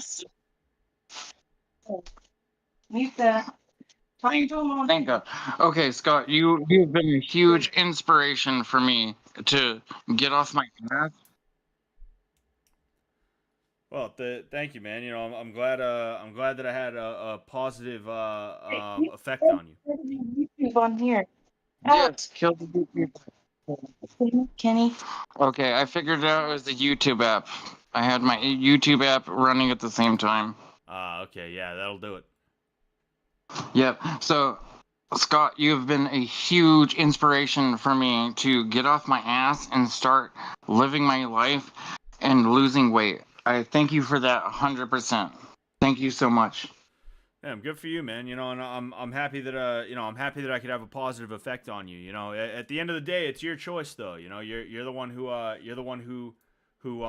is making the decisions. So give yourself some credit. You did make me realize that like I could either sit on my ass all day and do nothing, and just be comforted by the simple pleasures in life. Just I could smoke weed or I could drink and just sit around and do nothing. But that's easy. And you taught me it's the things that aren't easy are what benefit you. You have to push yourself to do things that aren't pleasant. And I think you were a huge inspiration for me to make that move. And I thank you for that. Yeah, thank you, man. Thank you. Just keep on keeping on. Exactly. That's what you did, and I love the fact that you could do that for me, and you're a huge inspiration for me. I also wanted to ask, what if you have played all the Fallout games, which is your favorite? I'd say Fallout New Vegas and then also Fallout 2. I still haven't even officially completed Fallout 2. I made a character that wasn't really a good character. And because of that, I am stuck on the final boss battle, trying to beat Frank Horrigan. I'm going to probably pick that back up soon. Frank Horrigan is a beast. Yeah, he's no joke. If you could say, which would be your favorite person in all of Fallout lore from the games you've played? So you haven't played Fallout 4, but all of what you have played, who would be your favorite character? Mine is Frank Horrigan, just for the sheer beast and monstrosity that he is. Well, I have played Fallout 4, but I'd say probably my favorite character would be Boone, because I like I like playing with him. I like getting a scoped hunting rifle and I like running around the wasteland just sniping the shit out of legionaries. That's just really it's really fun. Plus, I feel bad for him with his wife issues. You know. Yes, I can. Have you played since they put the next gen update? What which one? Fallout 4? Yes, the new one for Fallout 4 that makes like the piggy bank launcher and all these weird like the 40 millimeter grenade launcher. Yeah, no, I'm happy they put the 40 mil. I didn't know they added anything like that, so I haven't played it. But maybe I'll have to pick it back up and see how it all looks. Yeah, they've added basically the 40 millimeter grenade launcher that was in New Vegas ported to Fallout 4. And one's a single shot, like it should be in New Vegas, and then they put a semi-automatic one that is Oh, 4-shot magazine. That's pretty cool. No, yeah, I think it's cool. Like I only had hoped that Fallout 4 would have been following like the dynamics of New Vegas, Yeah, but they did. It was weird. Yeah, that would have made it a much better game, but they decided they wanted to switch things up. And sometimes you need a change, but they completely gutted everything, and it's like basically a new practically a new series. It's kind of sad, like they just reused stuff. I also want to ask you what you think about the fight between Mike Tyson and Jake Paul. Like, what do you think about that? A geriatric fighter versus a literally middle, not even middle. What do you mean, teen? It wouldn't be teenage. It'd be like I don't know how you class that. What do you think about that fight? I don't think about it that much, honestly. Like it just kind of is what it is. I Like think an Jake exhibition? Paul is bringing interest to boxing that was not there for a while. Whether that's going to be a I good agree thing or with a you. bad thing in the long run, I'm not sure. But he's doing it. I mean, I just kind of think it is what it is. I think Tyson, he's old, and Jake Paul is not that good of a boxer anyway, so it's probably going to be closer than people might assume. There's people who think Jake is going to run away with it. There's people who think Mike is going to run away with it. I think it'll probably be it'll be an interesting watch, and I plan on watching it, and I plan on doing a commentary stream for it. Okay. I'd love to see that because I'm kind of thinking of the duality of like, say how Logan Paul is doing he's doing the wrestling thing, and his brother is doing the boxing thing. And I think about the duality of it, and you think that would be beneficial for both the sports to bring in things like, say, how it all breathe, like literally breathing new life to both of them. Yeah, it doesn't have to be a bad thing. I think there's a lot of people who Yeah.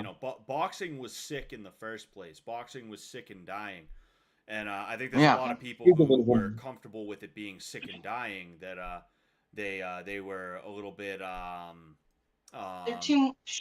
they're a little bit upset. They feel a little bit threatened by a guy coming in and having it be about something that it wasn't for a while. And Yeah, that is what it is. exactly. The boxing fans can be upset. Nobody likes boxing anymore, but people That's the like thing. Jake Paul. That's how new things are born. Yeah, yeah.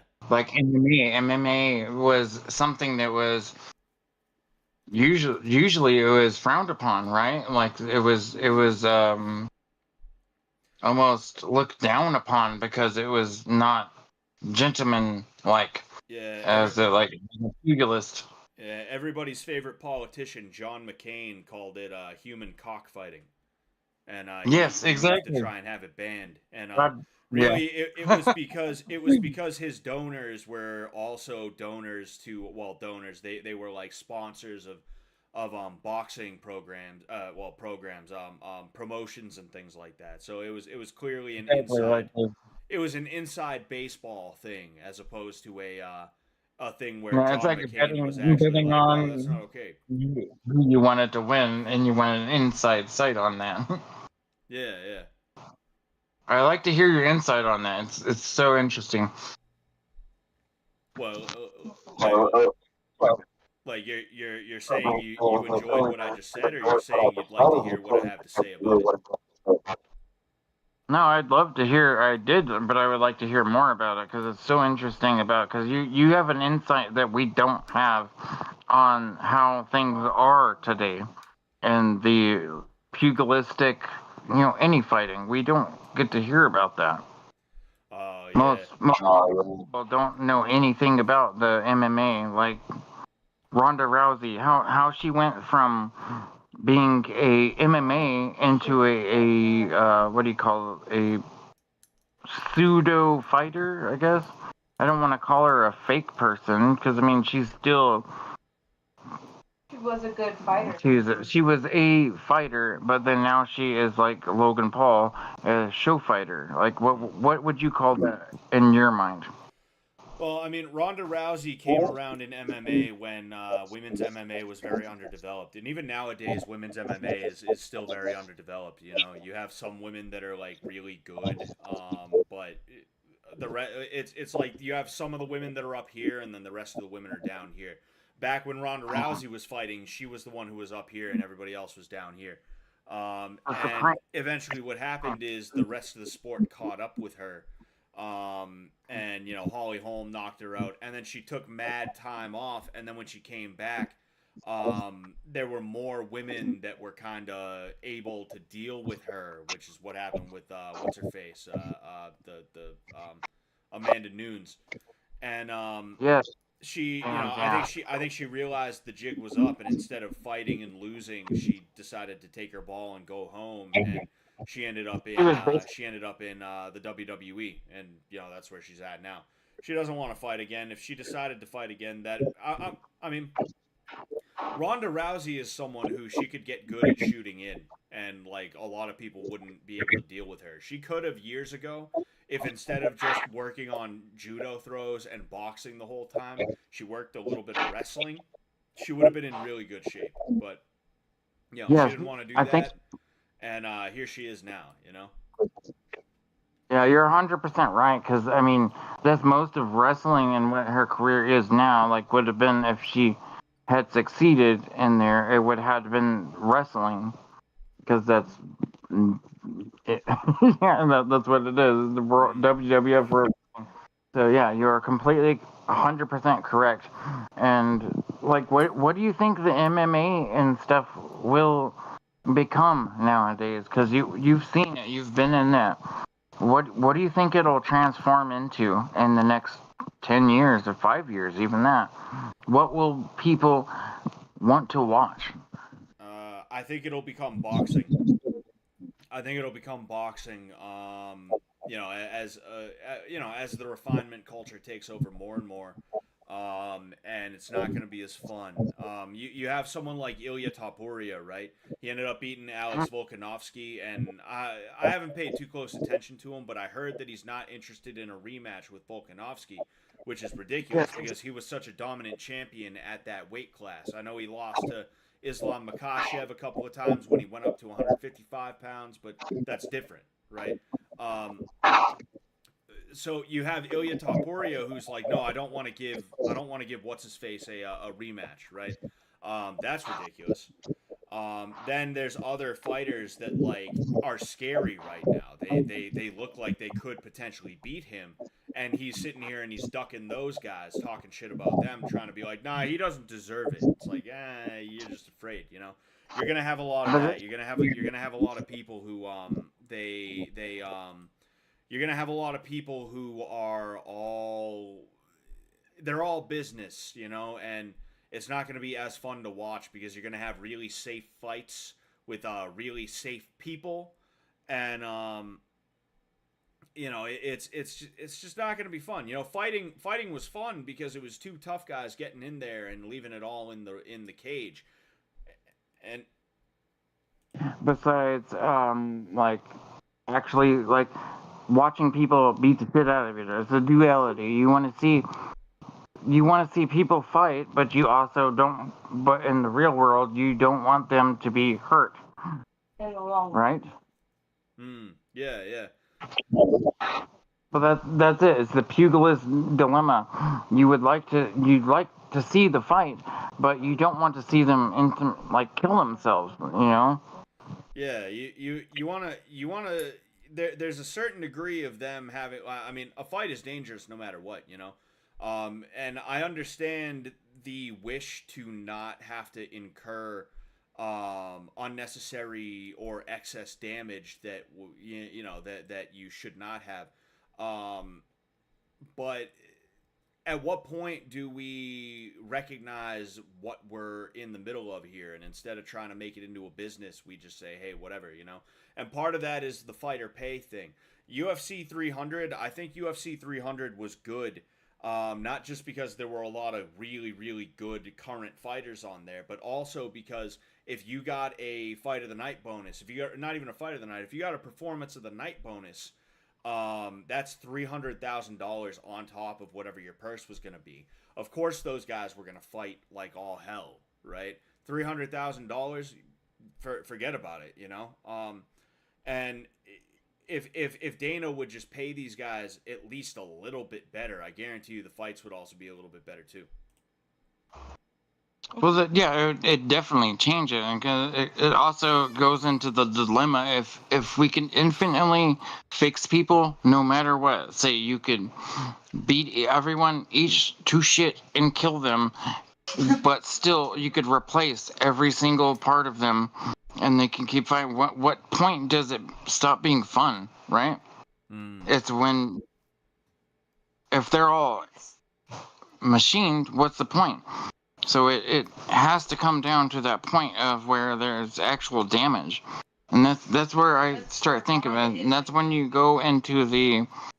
She's done you know, because she doesn't want to do excess damage. That morality type thing. Towards. If you just watch a bunch of robots beat each other up, it's nothing. That's the whole point of watching people fight each other, is their whole... themselves being able to train themselves to beat the crap out of each other, and who survives, right? Yeah. At what point does that change? And if Thinking too deep. we get too far in technological standpoints, I like Fallout and stuff, and you've seen that, and playing that, you can get implants and all that stuff. At what point do you start drawing the line? Yeah, you gotta keep the sport as safe as you possibly can, while also not losing the essence, you know.